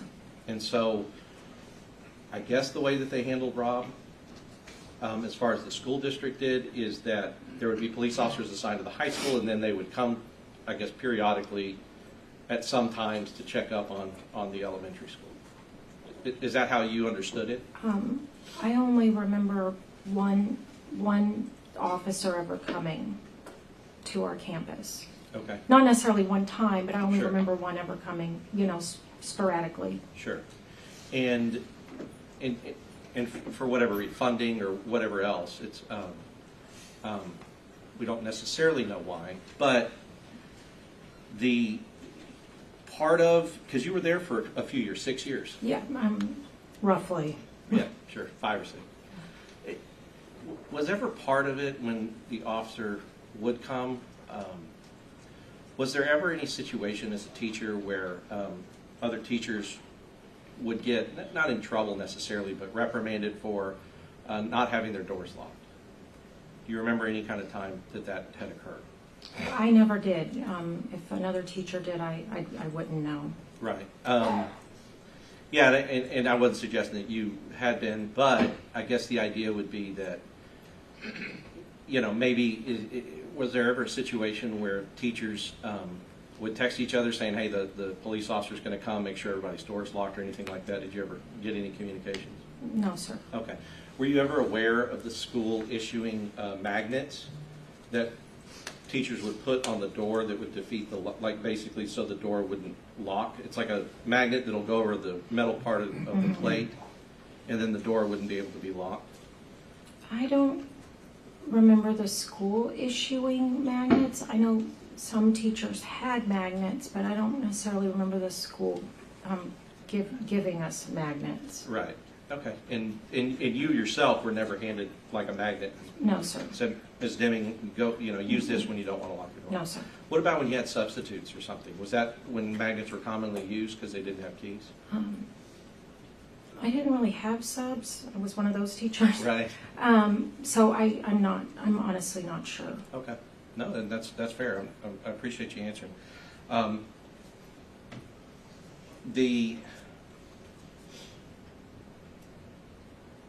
The coach, I guess you said that as you were taking your kids out to recess, the coach would, one of your students informed you that a coach was yelling. Yes, sir. Do you know which coach that was yelling? At the time, they just said coach, so I thought Coach Gonzalez, but I do not know which coach was yelling. And I guess, did you ever, because this is how I picture, Your Honor, can I get in the well for a second? Yes. Thank you. I pictured it kind of like you're going out, you guys are going out, you're trying to lead your class out of that door there. Yes, sir. All right. And I picture it like you're going to lead them out. One kid leaves a water bottle, and so now you're going, okay, you go Yes. here and you go here. Yes, sir. And you're kind of in the hallway. One comes back in and says, hey, coach is yelling. Did you ever make it out to see like what was happening? So No, you kind sir. of stayed in that middle ground right Yes, there sir. between the student going back and the students going out. Yes, sir. And then told them all, get back in here. Mm-hmm. Okay. When you heard what you thought sounded like fireworks. Yes, sir. I guess one of the things that you said was that I guess y'all were planning on doing recess a little early. Yes, sir. Was there any reason for that? It was just fun. Yeah. A cool teacher It was brings just- kids out to recess early, but like I know we've heard other testimony than you said yourself. It was a special day, and Did any of your kids go home after the ceremony, or did they all stay with you? I had about 4 students that went home after the ceremony. And was that been a typical and common thing? No, most of my kids wanted to stay with me. A lot of classes had way less students. After listening to your testimony, I can understand why. But I guess the idea is, did you know that it was common maybe for, I guess in your school at the time, was it just generally known that, hey, after awards, your parents want to take you to go eat pizza and go to Chuck E. Cheese or whatever, that you can do that, and, we're not counting you absent, and we're not. Yes, sir. Okay. And so in these kind of special end of the year days like that, there may have been less kids at the school, thankfully, for that Yes, sir. reason. Yes, sir.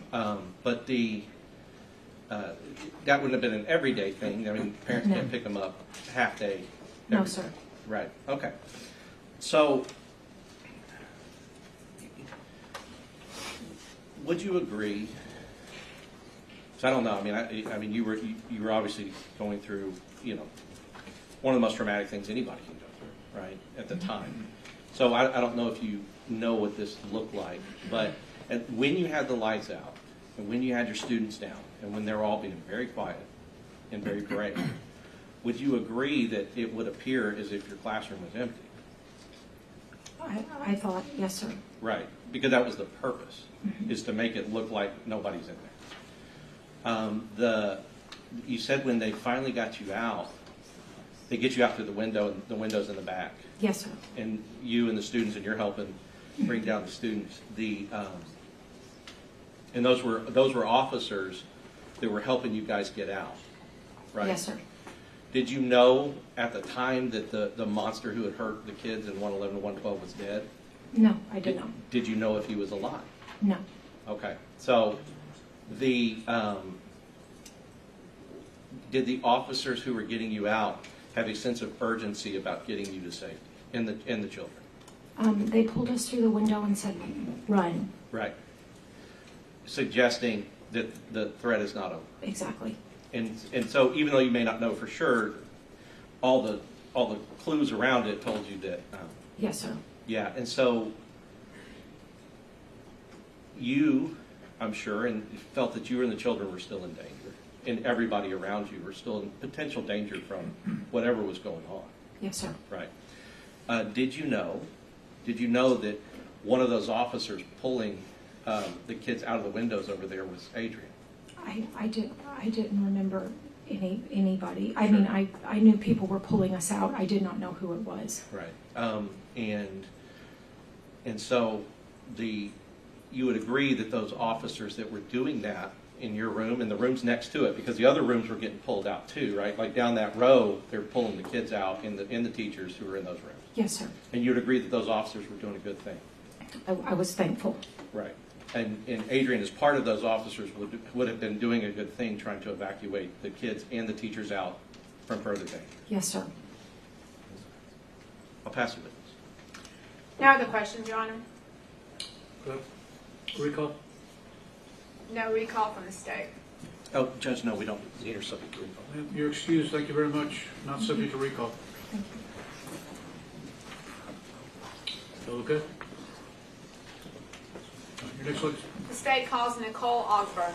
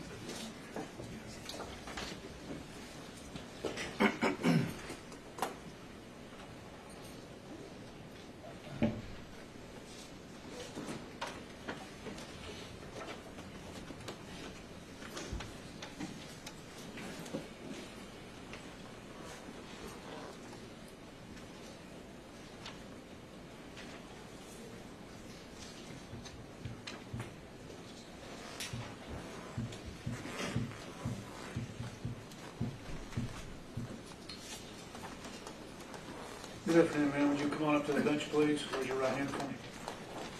You solemnly swear the evidence in the testimony given in the cause will be the truth, so help you God. Yes. All right. There's our witness stand over here. Make yourself comfortable and adjust the microphone if you need to. Okay. You may proceed when you're ready. Good afternoon. Good afternoon. Please state your name for the record. Nicole Ogburn. And Ms. Ogburn, where are you currently employed? I'm currently employed with Uvalde CISD. And what is your current job position?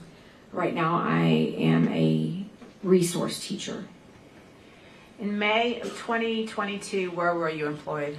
I was employed with Uvalde CISD. And what was your job position in May of 2022? I was a co-teacher. And what does that mean, a co-teacher? You have a general education teacher and a special education teacher in a classroom. So I was the SPED teacher that was in the classroom in 102. And who did you co-teach with? Mrs. Alvarado, Okay. And what campus did you work at? Robb Elementary. And how long had you been working at Robb Elementary as of May of 2022? About 8 years. And what grade were you teaching at the time? 4th grade. Now, what room number was your room? It was room 102. Okay. I'm going to hand you a pointer, and if you would come. May the Okay. witness get up, Judge? Please. Ms. Ogburn, I'm going to give you this pointer. I'm going to ask you, here we have a board that's been introduced into evidence as an aerial view of Robb Elementary. Do you recognize it? Yes, I do. Okay, and here we have the campus right here. I'm going to give you this pointer, and if you would show the jury where your classroom was, 102. 102 is right here in this corner. That corner, the Yes, south the end south end, yes. of the building. Okay, thank you.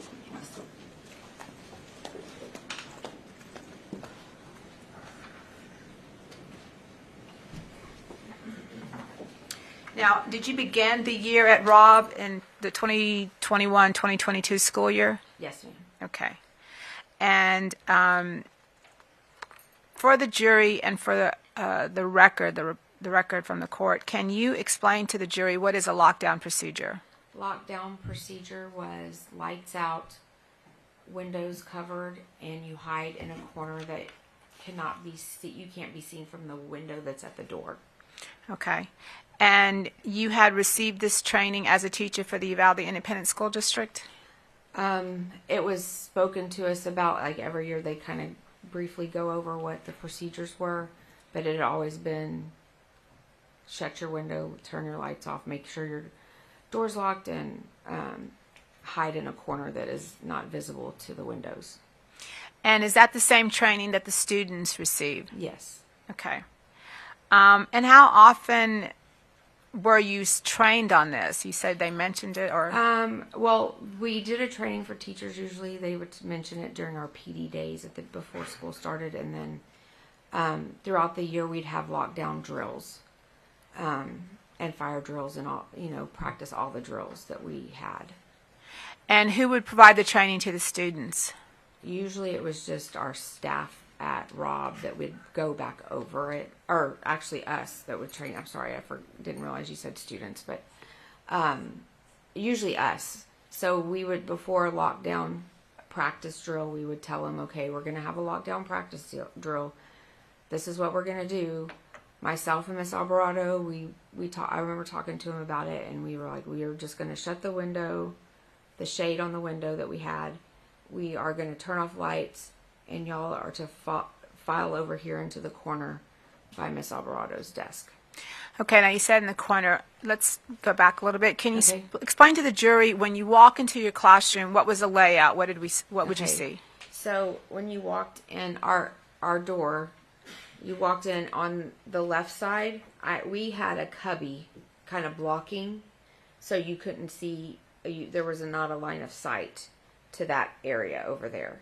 And then you walk and you turn to the left of that bookcase or cubbies, and there was a built-in cabinets on top and like a built-in desk all the way across. And Miss Alvarado's desk was in the opposite corner of where the entrance was to the door. Okay, and your desk? My desk was right in front of the door, but in the opposite corner. Okay. And going back to the lockdown procedure, you said you would tell the kids, this is what we're going to do, and how you would be in the lockdown, and what would you be doing? What would you be waiting for? We'd wait in the corner. The kids would get quiet, stay quiet, and during a drill, it was just wait for somebody to come back on the intercom and say, all clear, all clear. Okay. And in the event that it wasn't a drill, what would you wait for? They told us to wait until law enforcement comes and announces themselves before you leave your room. Okay. Now I'm going to take you back to May 24th of 2022. What were your hours that day? We worked from 7:30 to 3:30, usually or 4, and then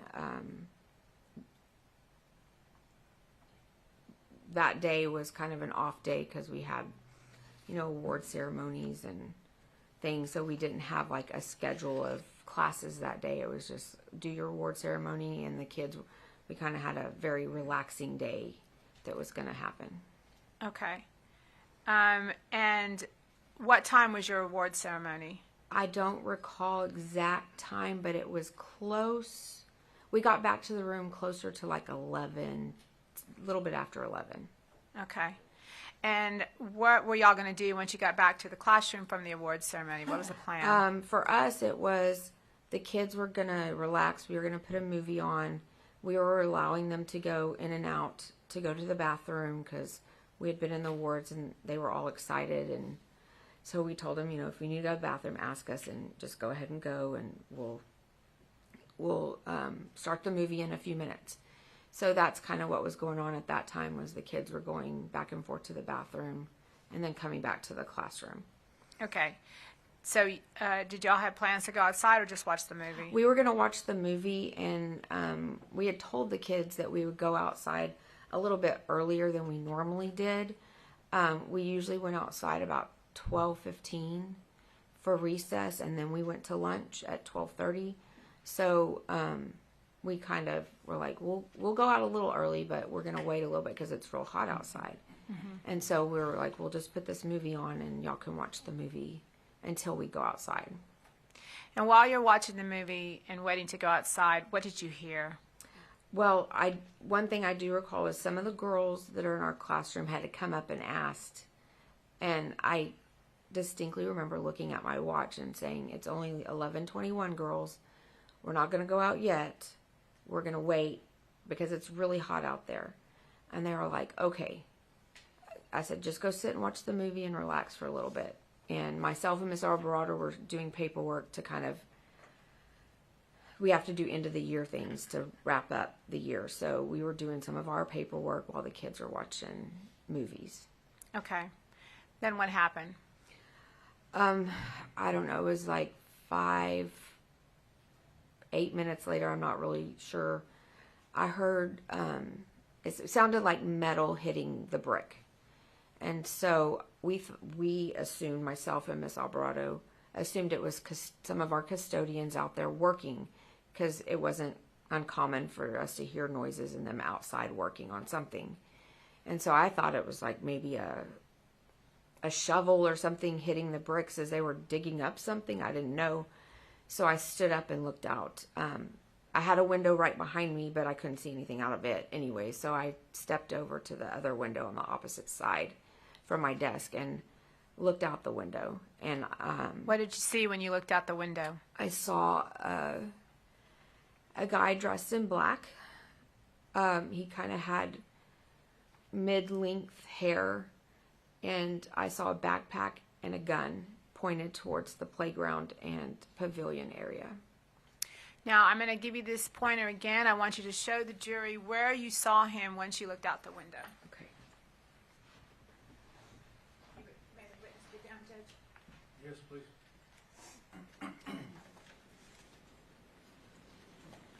So there was a tree right outside this window right here. My desk was over here somewhere, and there was another window. So I was looking out this window closest to the corner of the room, and there's a tree here, and he was standing by that tree. Okay. On the sidewalk. And where you're pointing to for the record is the southwest corner of that fourth grade building. Is that right? Yes, ma'am. Okay. And we see a sidewalk that's kind of in an elbow shape, right? Yes, that. Okay. Right there, and that leads up to the south door. Okay. And he was on that corner. Yes. Okay. Thank you. Let me sit down.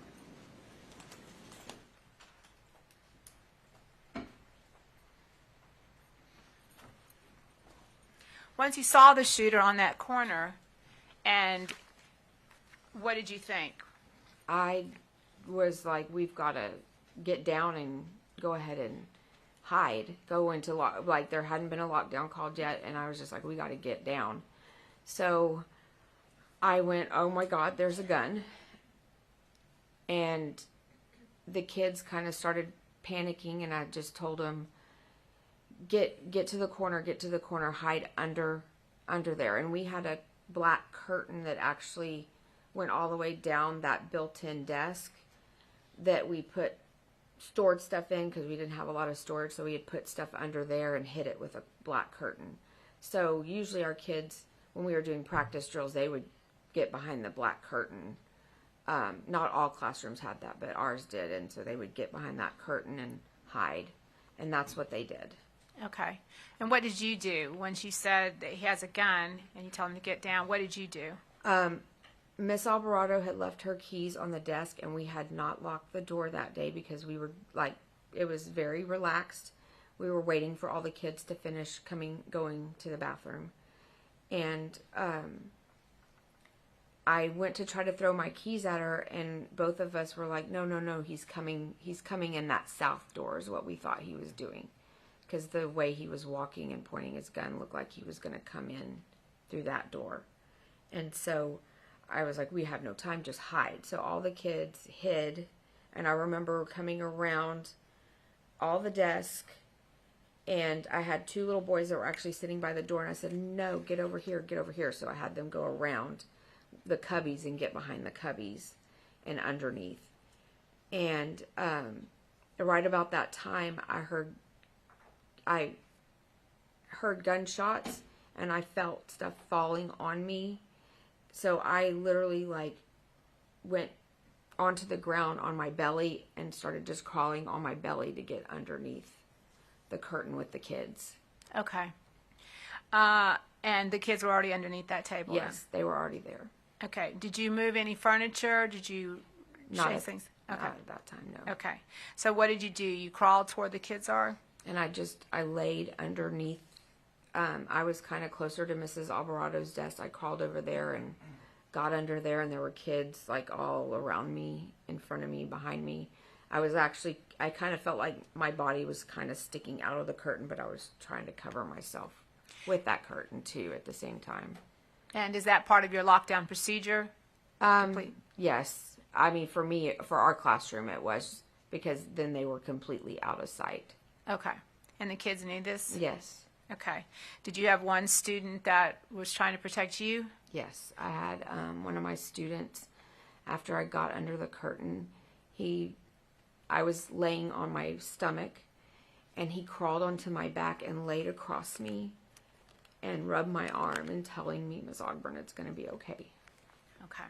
So what did you do after you crawled underneath the table and were with the kids?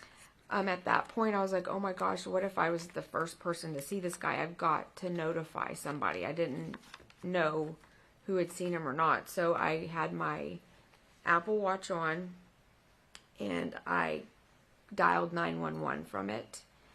And I did that twice, and my calls were dropped. And I think it was on my third try that it finally went through. And 911 operator was asking me where I was and who. I don't even recall telling her my name. I just said, I'm a teacher at Robb Elementary. There's a active shooter in our building. I'm in room 102, the new building at Robb. And she said, stay on the line with me. And I told her I couldn't, because if he heard me, he was gonna come in our room and shoot us. And I just hung up the phone. I didn't wait for her to say anything else. Okay. Do you remember if you told her that somebody had been shot, or did you get? Oh yes, I did. I remember. I had also told her that Miss Avila, I didn't mention her name, but I said another teacher across the hall from me because I couldn't remember. Her room number had been shot and had sent a message in one of our group chats from like several years back. We had a math Google chat, and I guess that was the first one she opened, and she sent a thing saying she had been shot. Now, where is Miss Avila's room in relation to your room? Her room was just like diagonal from my room. There was one room across from me, and then hers was the next one over across the hall. Okay. Now, you said you call 911. Yes. Okay, and you would recognize your voice on that tape, right? Yes, I would. The state would. Okay. The state offers exhibit number 10 into evidence, which is the 911 recording of Ms. Ogburn.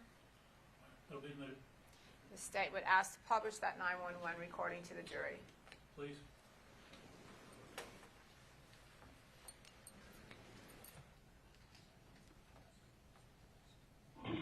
Uvalde County 911. Uvalde County 911 has an active shooter at Bravo. Bravo listed as an active shooter. Bravo listed as an active shooter. Speaking symptoms of sovereignty and limited. Again, I don't have any evidence to come in. I don't have a visual, but I could hear gunshots outside my classroom. You could hear gunshots inside the building and the building. I don't know who's been a lot. I whole lot. And I was having a picture somebody is shot in the classroom. Somebody is shot in the classroom? Okay, can you tell me the two minutes? Another one. I'm sorry, what? Another classroom. I don't know. Please hurry. What room number? Can you tell me what room? Room number 2. I don't know if it's here. I don't know what is that right now. I gotta go. I can't let him hear me. Okay, she'll let him hear. It's okay. It's okay. I understand. Okay. I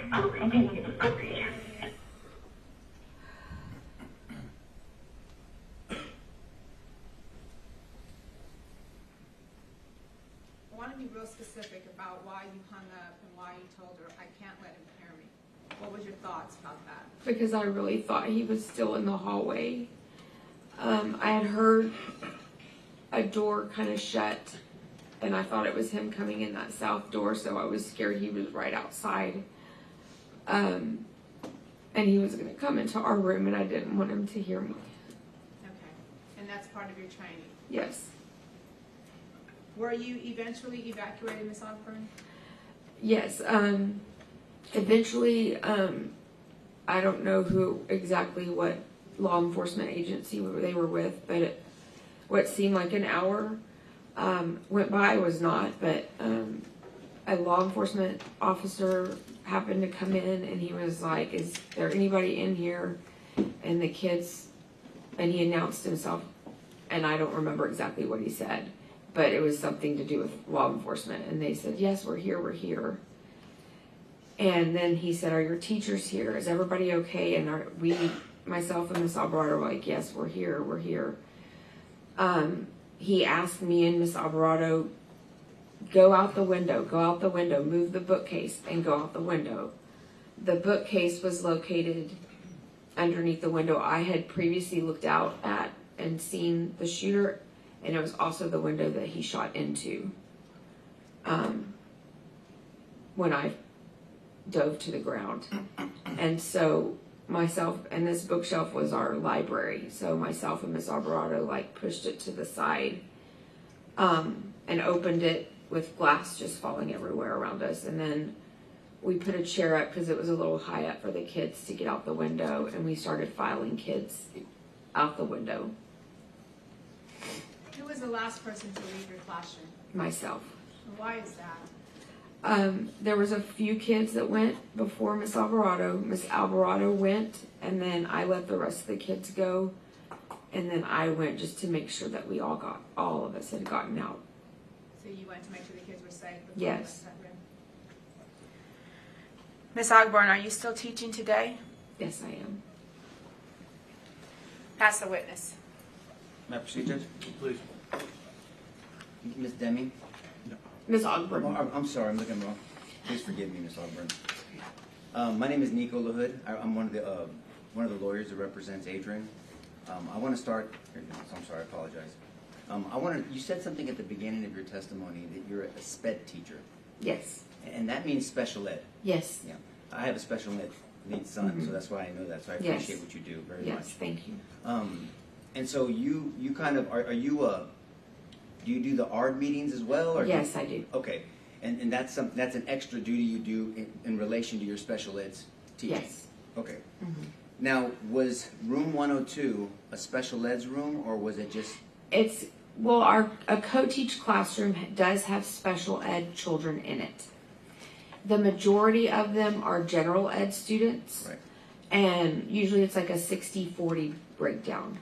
And so, if it's like our son, they do some things with the general. I worked with all of them. But what I'm saying, do they isolate some of the special ed kids at times to work on certain stuff? No. They all at the same time. All at the same time. Got it.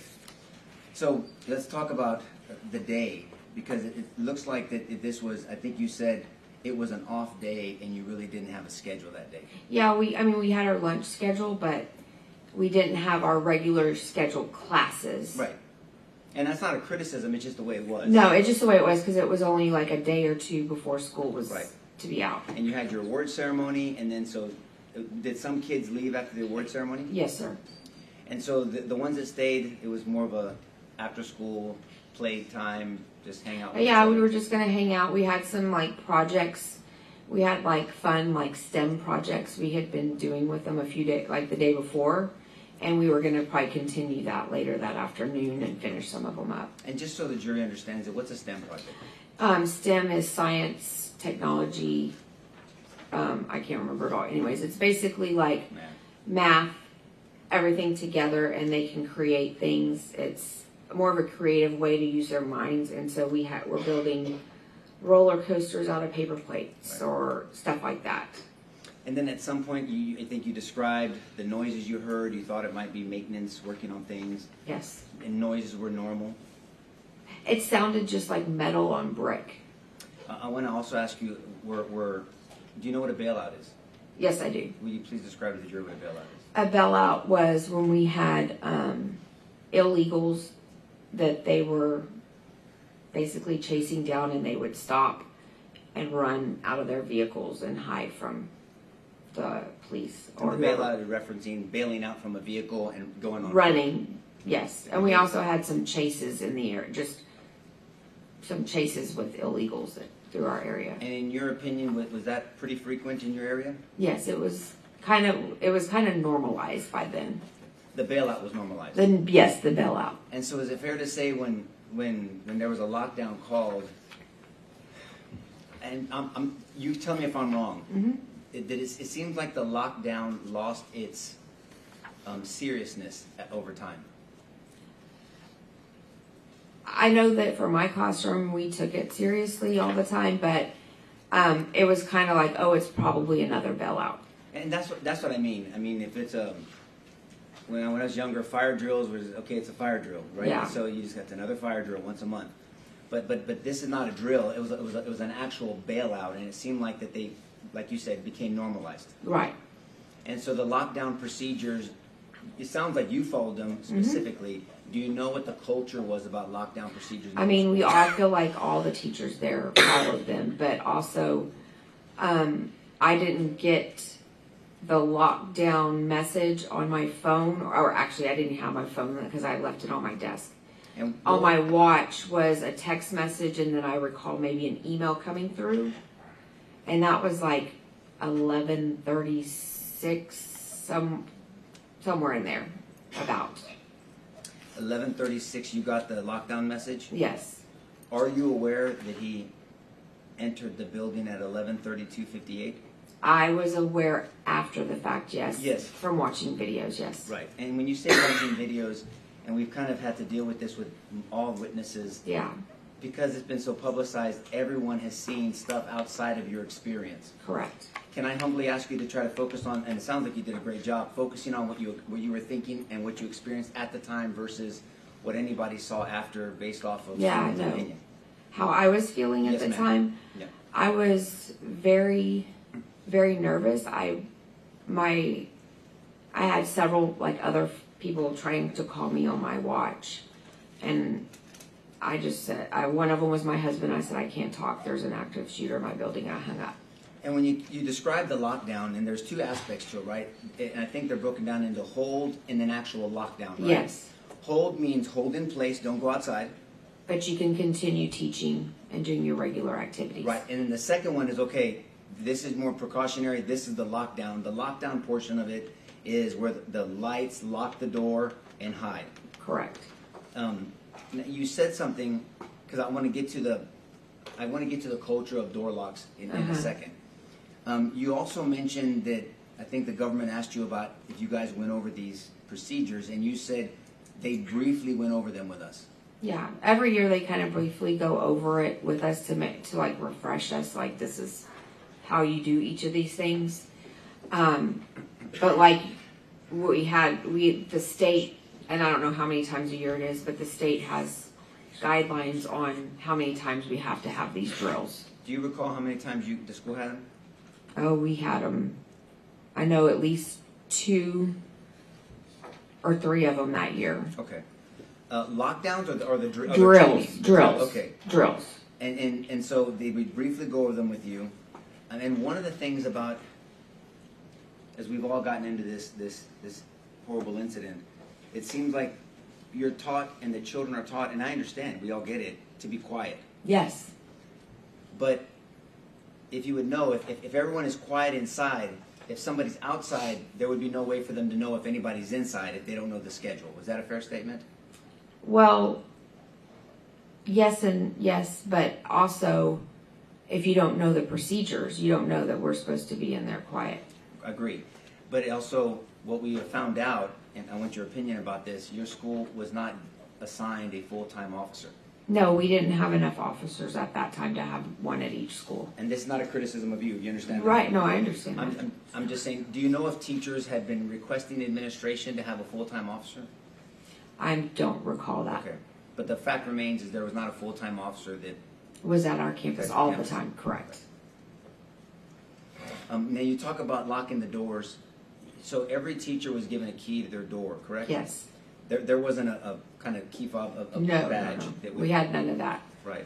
And were there some teachers that used a magnet to make it easier for substitutes that didn't have keys? I recall seeing some on some doors, but I didn't know if they used them or not. Okay. But that was, the teachers got a key, but substitutes didn't get a key. That is correct. Do you know, or do you have an opinion on the policy of the external doors? Because there was a policy that the external doors were supposed to be locked at all times. A few years before this, I do remember it, like one of our principals really enforced it. But we hadn't really heard about locking all the doors, but the west end door was always locked that went out to the teacher's parking lot. Do you know now that on this day, unfortunately, that door was not locked? I do know that now, yes. But policy-wise, it was supposed to be It was locked. supposed to be locked.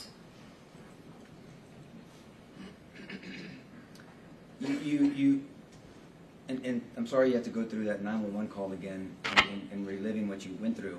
But you said something important that caught my attention. You said, I thought he was in the building. Mm-hmm.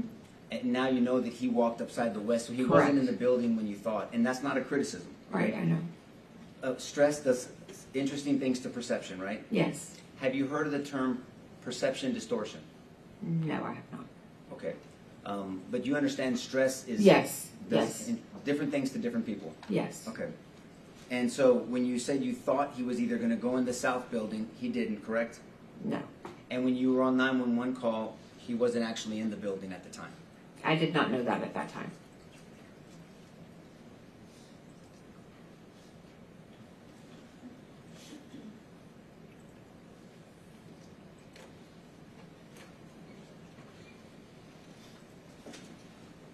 When you were on the phone with 911, you were hearing multiple shots?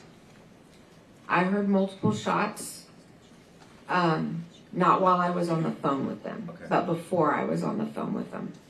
Right. So are you aware that by the time you were on the phone with 911 that he had already been in the building? Yes. Okay. For some But time. now I am. Right. At the time you did not know. No, I did not.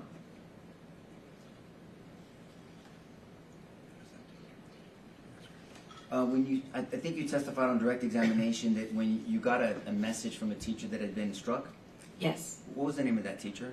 Elsa Avila. Avila? Mm-hmm. And if I'm looking at a diagram of yours, you're in 102, correct? Yes. May I approach, Judge? Yes. Just for me, Okay. I told you that you're back. May I be this close to you? It does. So if you're 102, where's your Elsa's was this one, 109. 109? Yes.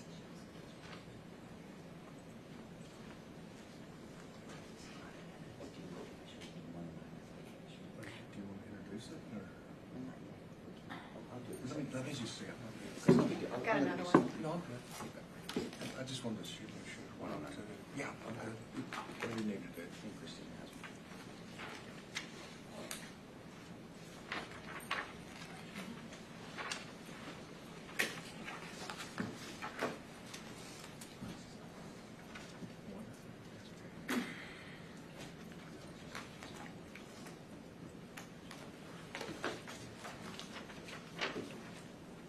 My personal witness, Judge? Yes, sir.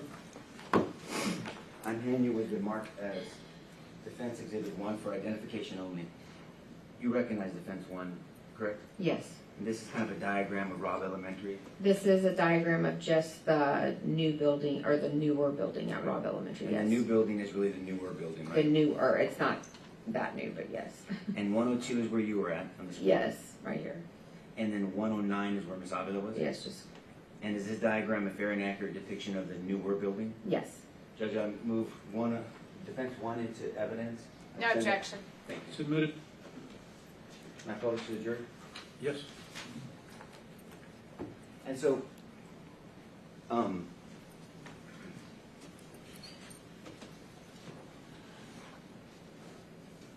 at some point, the government asked you that your class was evacuated.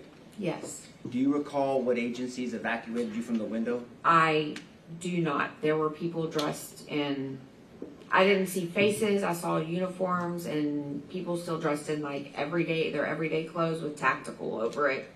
But so I don't know all the agencies that were there. But there were officers getting the kids out. Yes, there were officers getting the kids out. And do you know now that Adrian was one of those officers? No, I still do not. I did not know that. Okay. Well, I think you're a woman of honor to go last. Thank you. Thank you. Pass the witness, Judge. No more questions, Your Honor? Excused, subject to recall. Excuse, Judge. Excused and no recall for us. Ma'am, you have been excused, not subject to recall. Thank you very much. You can Thank take you. off. Ladies and gentlemen, it's a little late on the recess. Let me give you 10 minutes if you could do it as quickly as possible. And we'll see you back in 10 and we'll go a little past 5.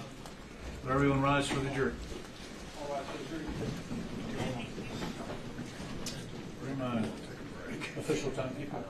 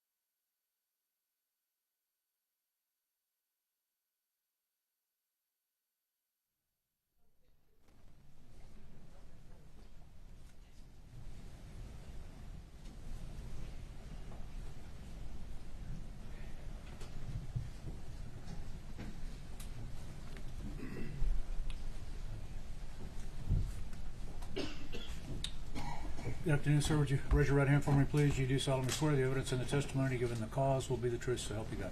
Yes. That's our witness stand right over there. If you make yourself comfortable, adjust the microphone if you need to. You may proceed. Thank you, Your Honor. Would you tell the jury your name, please? Kevin Wright. And what do you do for a living? I'm assigned to the Texas Ranger Division. I'm with the Texas Department of Public Safety. And how long have you been a ranger? Since 2010, so going on 16 years. How long have you been in law enforcement?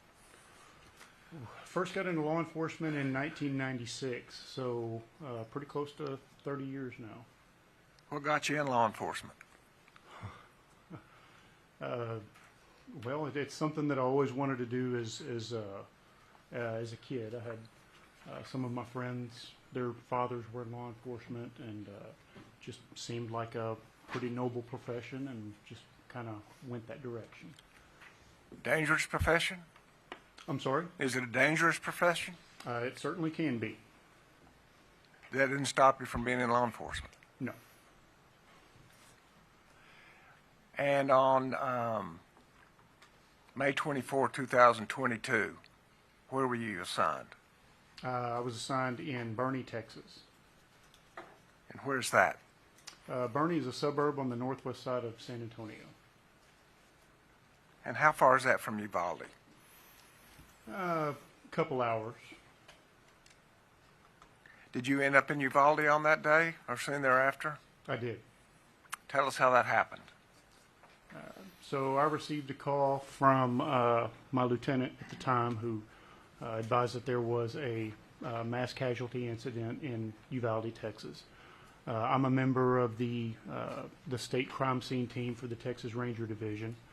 And so my assignment at that time was to go to San Antonio from Bernie, pick up our crime scene trailer. It's a trailer that just has lots of crime scene supplies for working a big type of crime scene like that.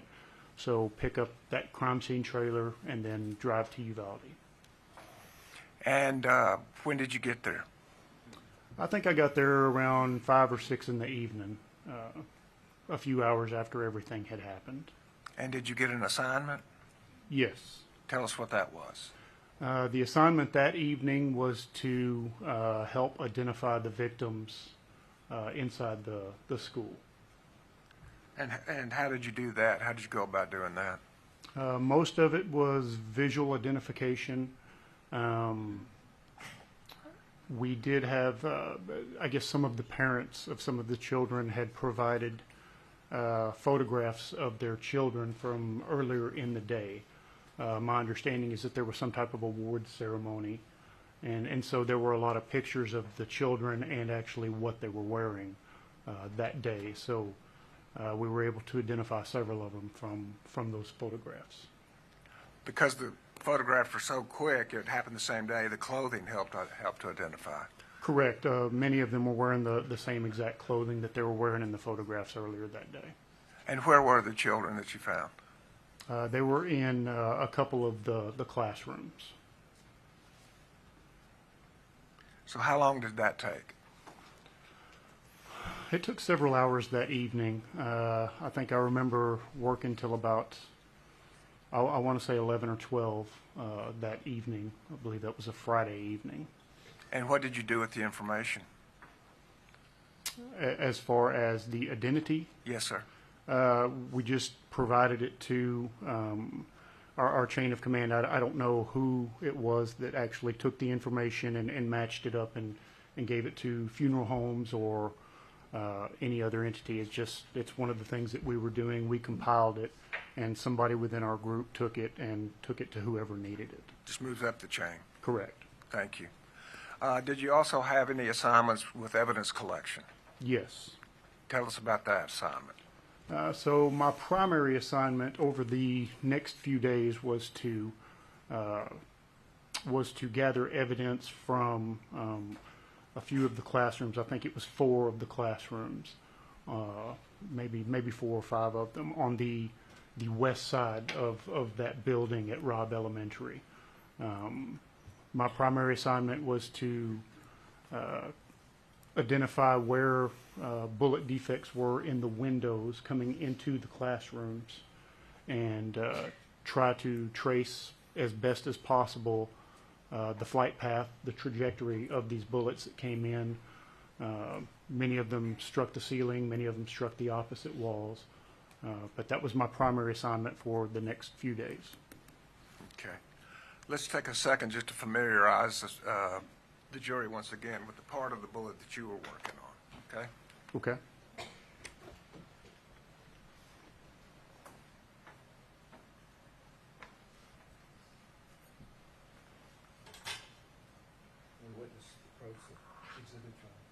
Yes, sir. Can we get the exhibit back that was tendered to the jury, to the court reporter? Yes. Okay, all right, thank you. Part of my job, I gotta make sure we get everything.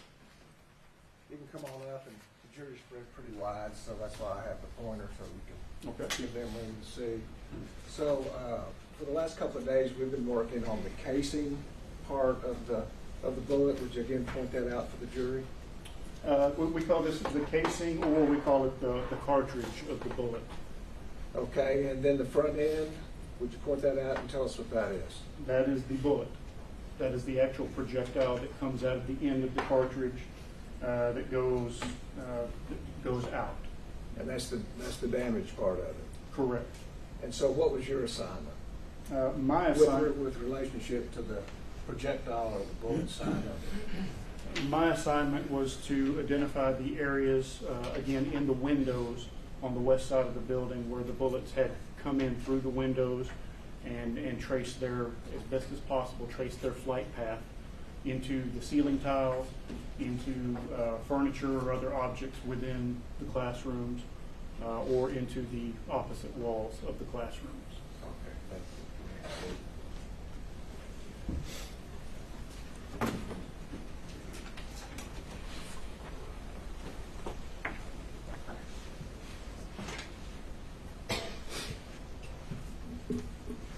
And when a bullet leaves a gun, In general terms, does it go in a straight line? Generally speaking, yes, unless it hits something else or if there's some other type of force exerted upon it. So generally it goes in a straight line until it hits something. Generally speaking, yes. And then what happens? When the bullet hits something, Yes, sir. Judge, I don't know if he's qualified to testify about trajectory. I'd like to take him on board. Or if he's going to go down this type of, or he thought he was going to do evidence collection. I'm going to do evidence collection, but he's collecting pieces of bullets. I mean, I guess I don't know the scope of what he's going to go into, Judge, which I'm happy to do. I just want to make sure I questioned before. Let me rephrase Okay. this and not clear it up. Thank you. Would you tell us what a fragment of a bullet is? Thank you. when a bullet strikes an object, many times it will basically break off into several pieces. A bullet fragment is going to be just one of those pieces, and they can go any type of direction. I think an old ranger told me one time bullets do weird things whenever they hit something, and they do. They can go in a million different directions depending on many circumstances. And does it make a difference if a bullet is just a solid bullet or a hollow point or a jacketed bullet? It would make some type of a difference. However, every one of those I've seen, they have fragmented before. Okay, they fragment, that just means different pieces, is that Correct. correct? They've come apart. Okay. And so was your job then, well, first let me ask, did you see places or indications where a bullet had gone through a solid object? Yes. And tell us what that was. There were many of them. Many of the bullets went through glass. Some of them had gone through the actual steel window frame. Once they perforated through the glass or the window frame, they came into the classroom and hit several other objects, whether it was desks, books, ceiling tiles, the wall on the opposite side of the room, just anything in its path was could and did get hit. And were you able to recover any of those fragments or solid bullets? Yes. And were there both? Were there recovery of both, solid bullets as well as fragments? Yes. Okay. And in general terms, which rooms did you work on primarily? The rooms that were on the west side of the building. I don't remember the room numbers right offhand. If you have a diagram, I could explain to the jury which ones those were. I think this is probably a good time to do that. Tender, you photographed your work, did you not? Yes. And before coming here today, did you have a chance to review those photographs to determine if they're fair and accurate representations of your work? Yes. And were they? Yes. With Tender exhibits at this point 23 through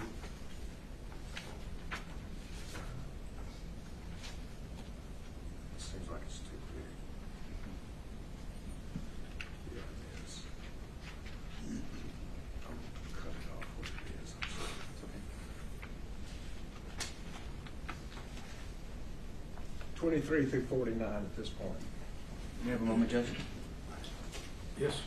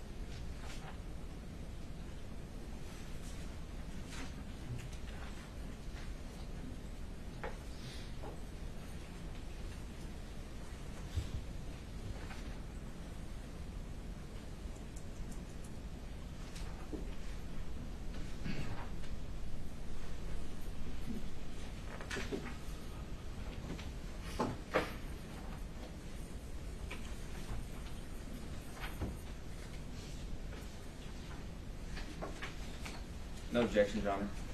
They're admitted. And I was just informed that we had to skip numbers because other exhibit numbers were taken, so I'm going to add to the offer 153 through 163. Apologies. It's okay.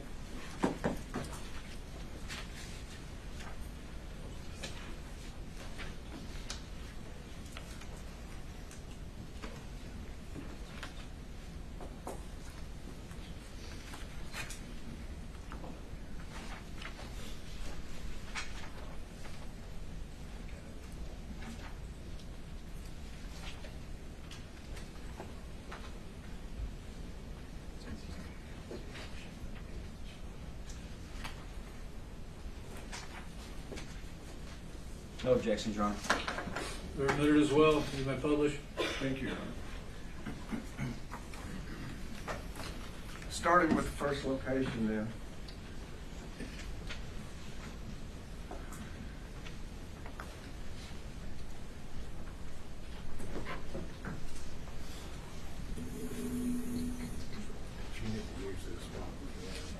Thank you.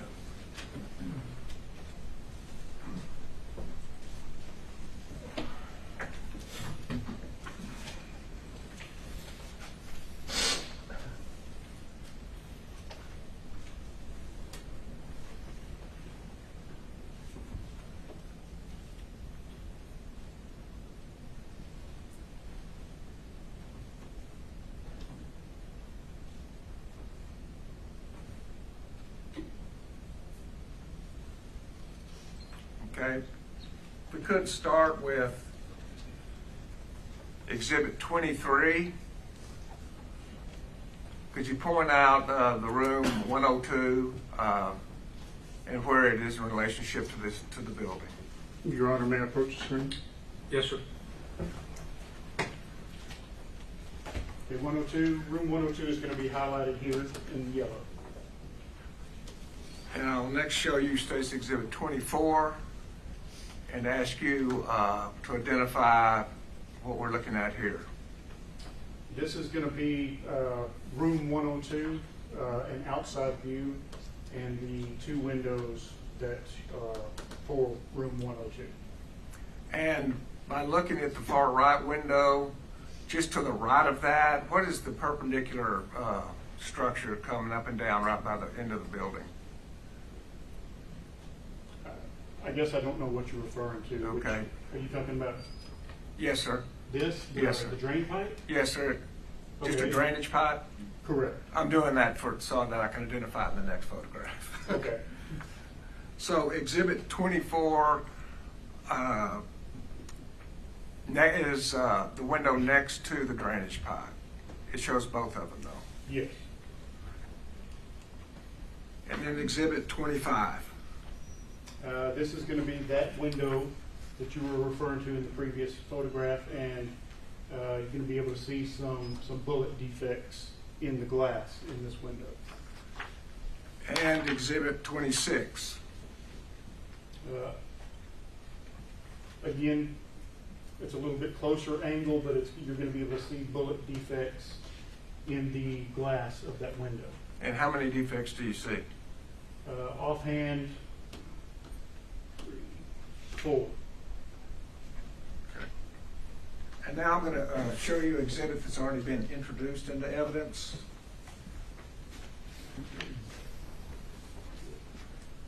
State's Exhibit 96. Did you see that same drainage pipe in State's Exhibit 96? I do. And would you come to the middle of the jury and just kind of on a pivot show where the drainage ditch is and where The drainage pipe. that drainage pipe, Okay. excuse me. So the drainage pipe is going to be right here. So the window, this window would be over this in this direction from that drainage pipe. Okay.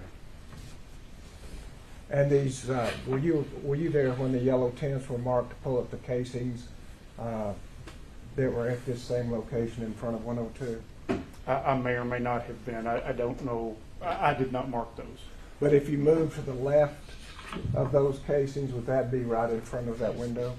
Yes.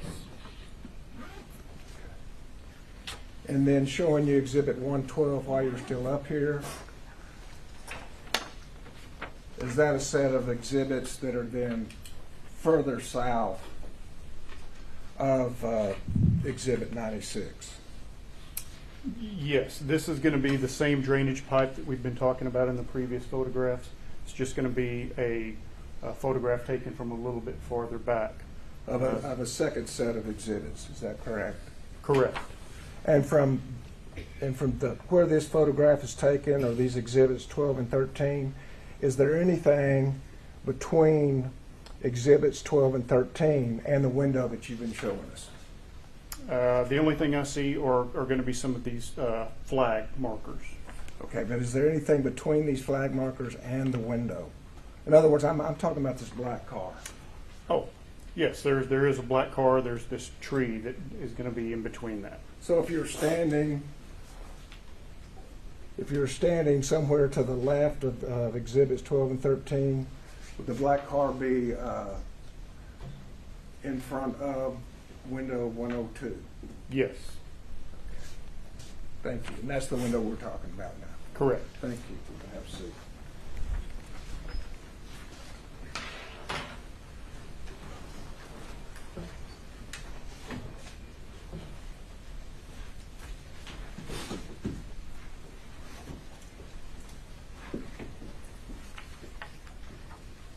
And closing in, did you then, after taking a look at the outside of the glass windows, did you go inside 102? Yes, And is this a fair and accurate depiction of the inside of the classroom 102? yes. Would you show us which window had the defects? Yes, it's going to be the window to the left The window to the right is covered with a curtain. The window to the left is open, and you can see the sun shining through it. Thank you. And tell us what we're looking at in Stakes Exhibit 29. This is going to be an inside view of the same window. You can see on the bottom where the window is shattered. You can see my evidence markers that are going to be on the bullet defects on the window. Our evidence markers are, in this case, they're little adhesive stickers. They have a scale on them. We can write on them with a marker or a pen, but they're sticky, they're adhesive. You can stick them to a surface so that we can take photographs of them and show it with a scale to show an accurate size. Thank you. And then Stakes Exhibit 30.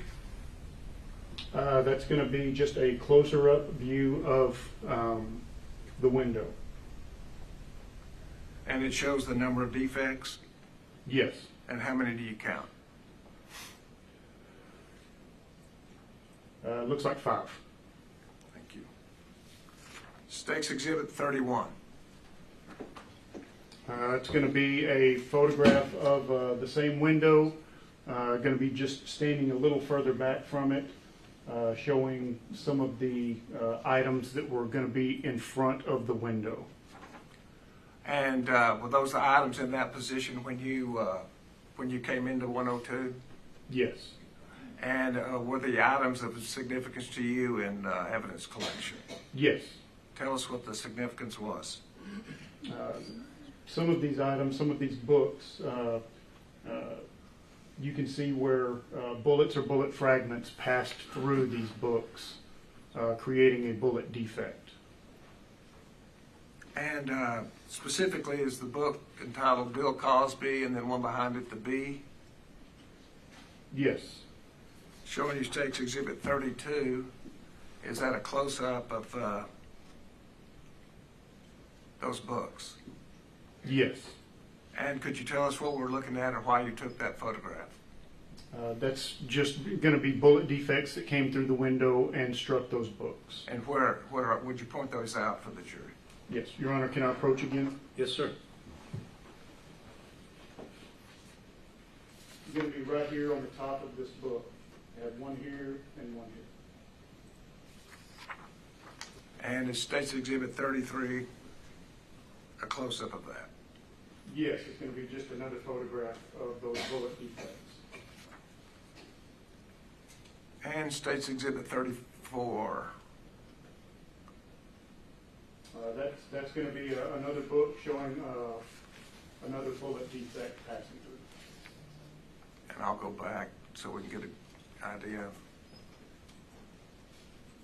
Do you see that same book in this exhibit?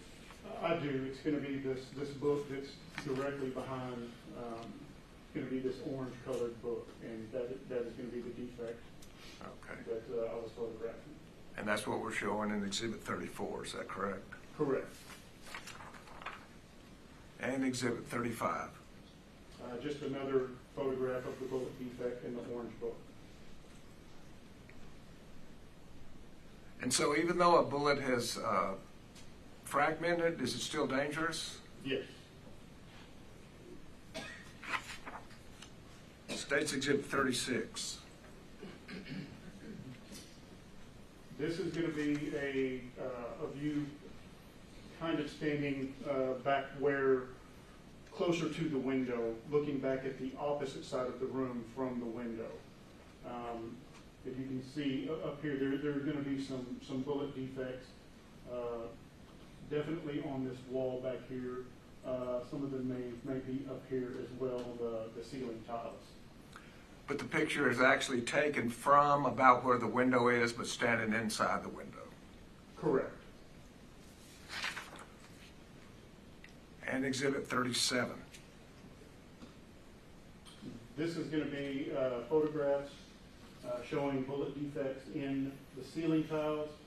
You can see what we call a flight path rod or a trajectory rod that we were able to put through one of the bullet defects. showing basically directionality of the bullet, coming from outside the window, coming in through the window, coming into the classroom, striking these ceiling tiles. Directly across from the window. Yes. And State's Exhibit 38. A closer photograph of these bullet defects. And they have rods in them? This one does, yes. And how do you decide how to put a rod in a defect? How does that work? So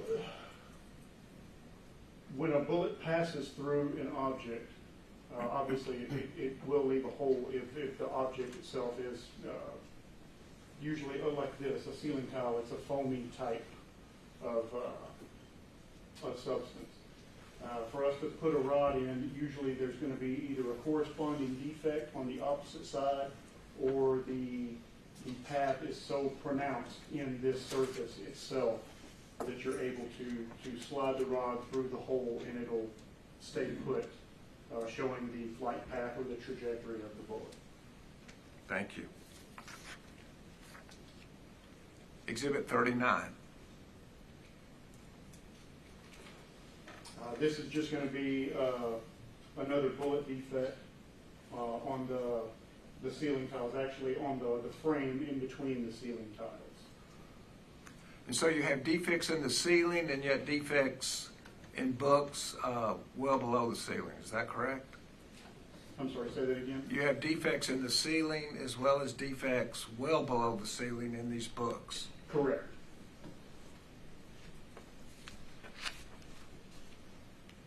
And State's Exhibit 40, is that a close-up of that? Yes. And is there directionality in State's Exhibit 40? Yes.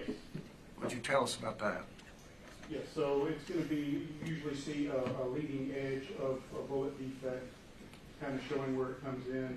This one did not perforate completely through. It came in, it kind of came into the surface, and this one particularly did not have enough energy to punch through this frame. So what it did was ricochet off. And so this fragment went somewhere else in the room. So once a bullet strikes an object, it doesn't necessarily stop. Correct. It could ricochet. Correct. So is that dangerous to anybody in that room? Yes. State's Exhibit 41. That's going to be just another photograph of that bullet defect. And Exhibit 42. That keeps bouncing me. This is going to be another bullet defect with a flight path rod in it. And the flat path rod is pointing in what direction? It's going to be pointing, so it's indicating that the bullet came through the window going to the opposite side of the room in that direction, from the outside to the inside. And State's Exhibit 43? It's another photograph of the same bullet defect. And 44? This will be another photograph of another bullet defect in the room. Once again in the ceiling? Yes. And is 45 a close-up of that? Yes. Moving now to Exhibit 46. Trying to. Can you tell us what we're looking at in State's Exhibit 46? Yes, this is going to be a view of the opposite wall from the windows. And are there any of your trajectory rods in that? Yes. Would you point that out to the jury? Yes, there's a pink one right here. That's the only one that I see right now in this photograph. And do you see any other defects in that photograph? Yes. Could you point those out and describe them? Yes, these defects are going to be in the same wall. One is down here. They're all marked with the adhesive sticky markers that I told you all about earlier. Going to be one here, two here, This is the third, fourth, fifth. And State's Exhibit 47. 47 is going to be one of the bullet defects. Actually, there's several of the bullet defects in this photograph. This one is kind of centered most. This YBD2, I believe, is the number on there. I'm sorry, that's YBD30, but it's showing it's one of our flight path rods. There's another one down here with a flight path rod. Up here where the ceiling tiles meet the wall, there's another flight path rod going in there. And the directionality of those flight path rods are coming from what direction? Coming from the windows, going into this wall on the opposite side of the room. So are all of these defects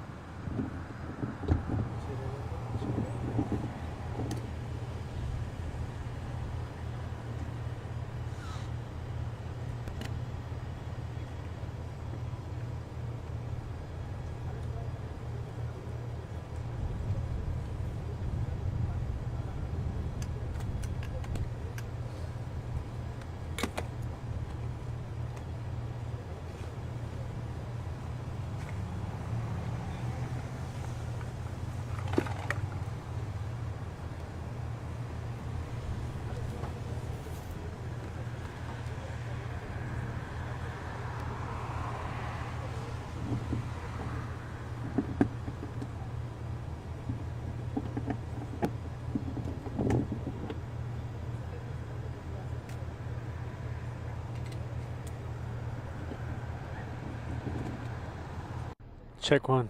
Check one. Check one. Check one. Check one. Check one. Check two. Check one. Check. Check. Check.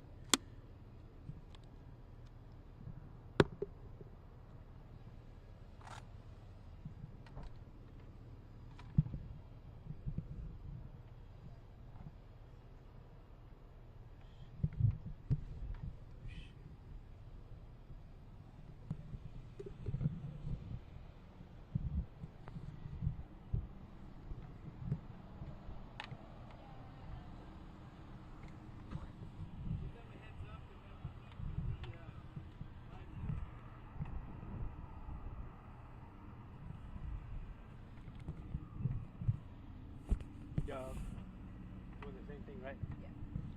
So I'm gonna start today. I have this. Okay. I could put one of you on this and one of you on the live view, whoever wants to live. I'm sorry. Oh, no love? The lav. I don't care either way. Got one leash and one wireless. Which one do you want? The wireless. Wireless. If I get a choice, the wireless. We can trade off the next one.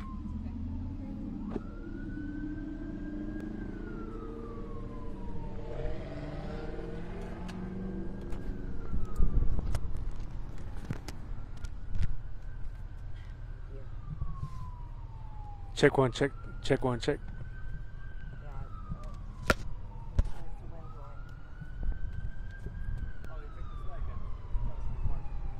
Too windy. It's going that way.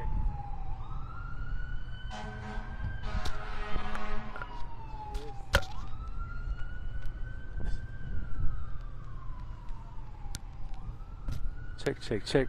Check. Check. Check. Thank you. The wireless gonna be okay?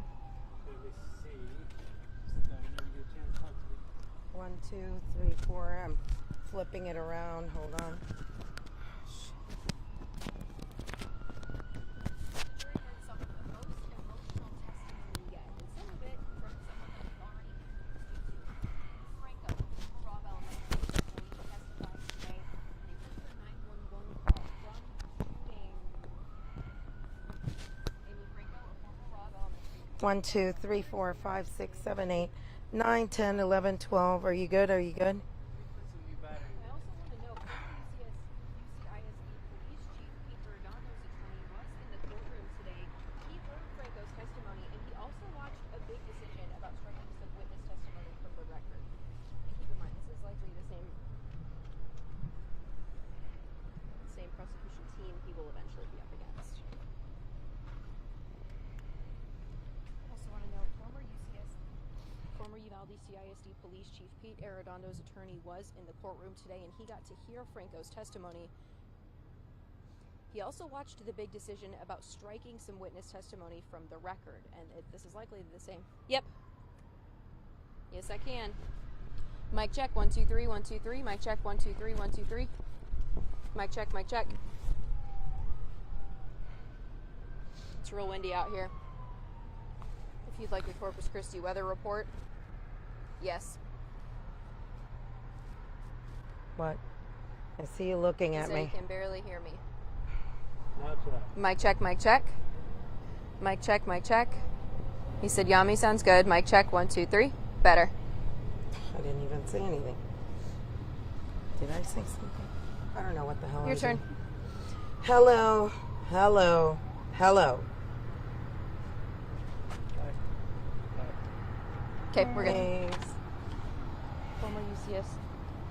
Say Uvalde CISD. Yeah, I'm having like hair issues, wardrobe issues, all Former kinds Uvalde of CISD issues. Police Chief Pete Arredondo's attorney was present in the courtroom today, and he heard Franco's testimony. He also was there in the room for that big decision about striking some witness testimony for the record. Jesus Christ. Who the hell's calling right now? I don't know who it was. I just got rid of it. The jury heard some of the most emotional testimony yet, and some of it from familiar faces. We've introduced you several times now to Amy Franco, a former Uvalde CISD employee who was at the school the day of the shooting. The jury got to hear from her and hear her 911 call. Former Uvalde CISD Police Chief Pete Arredondo's attorney was actually in the courtroom this morning. He got to hear Franco's testimony, and he also was there for the big decision about striking some witness testimony from the record. This is likely some of the same prosecution team that he's going to go up against.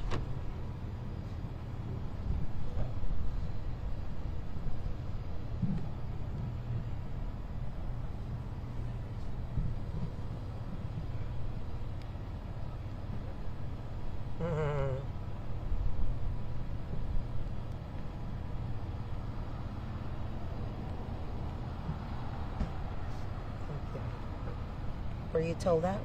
What? No, we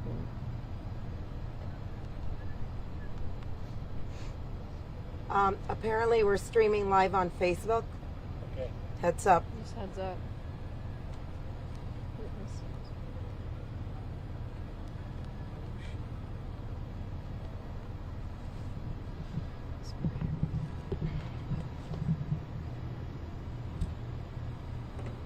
How close should we be?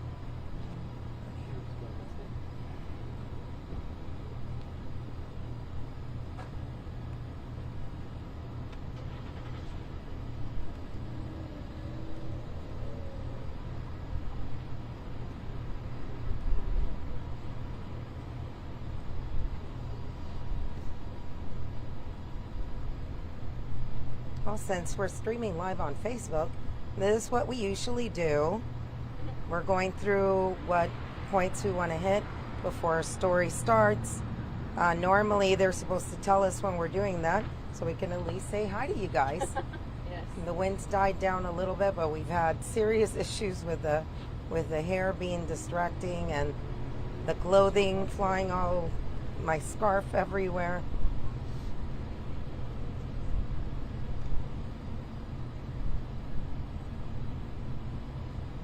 Brittany Nicole Lambert. No, we did not, but thank you. We did not know we were live on Facebook. Thank you.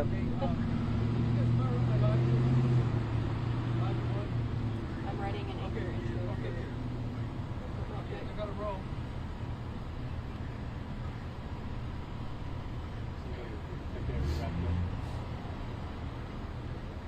Oh, great. We won't. Hopefully the jury doesn't. And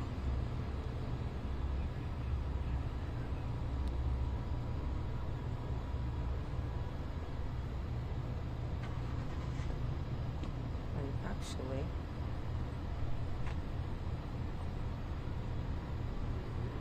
what they have us on. We can't show them the jury.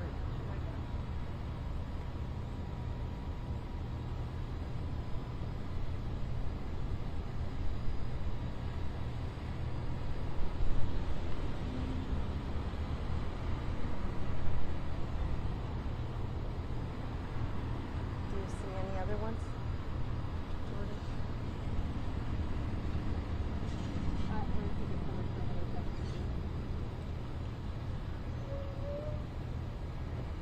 We know the jury's walking out and we can't show them.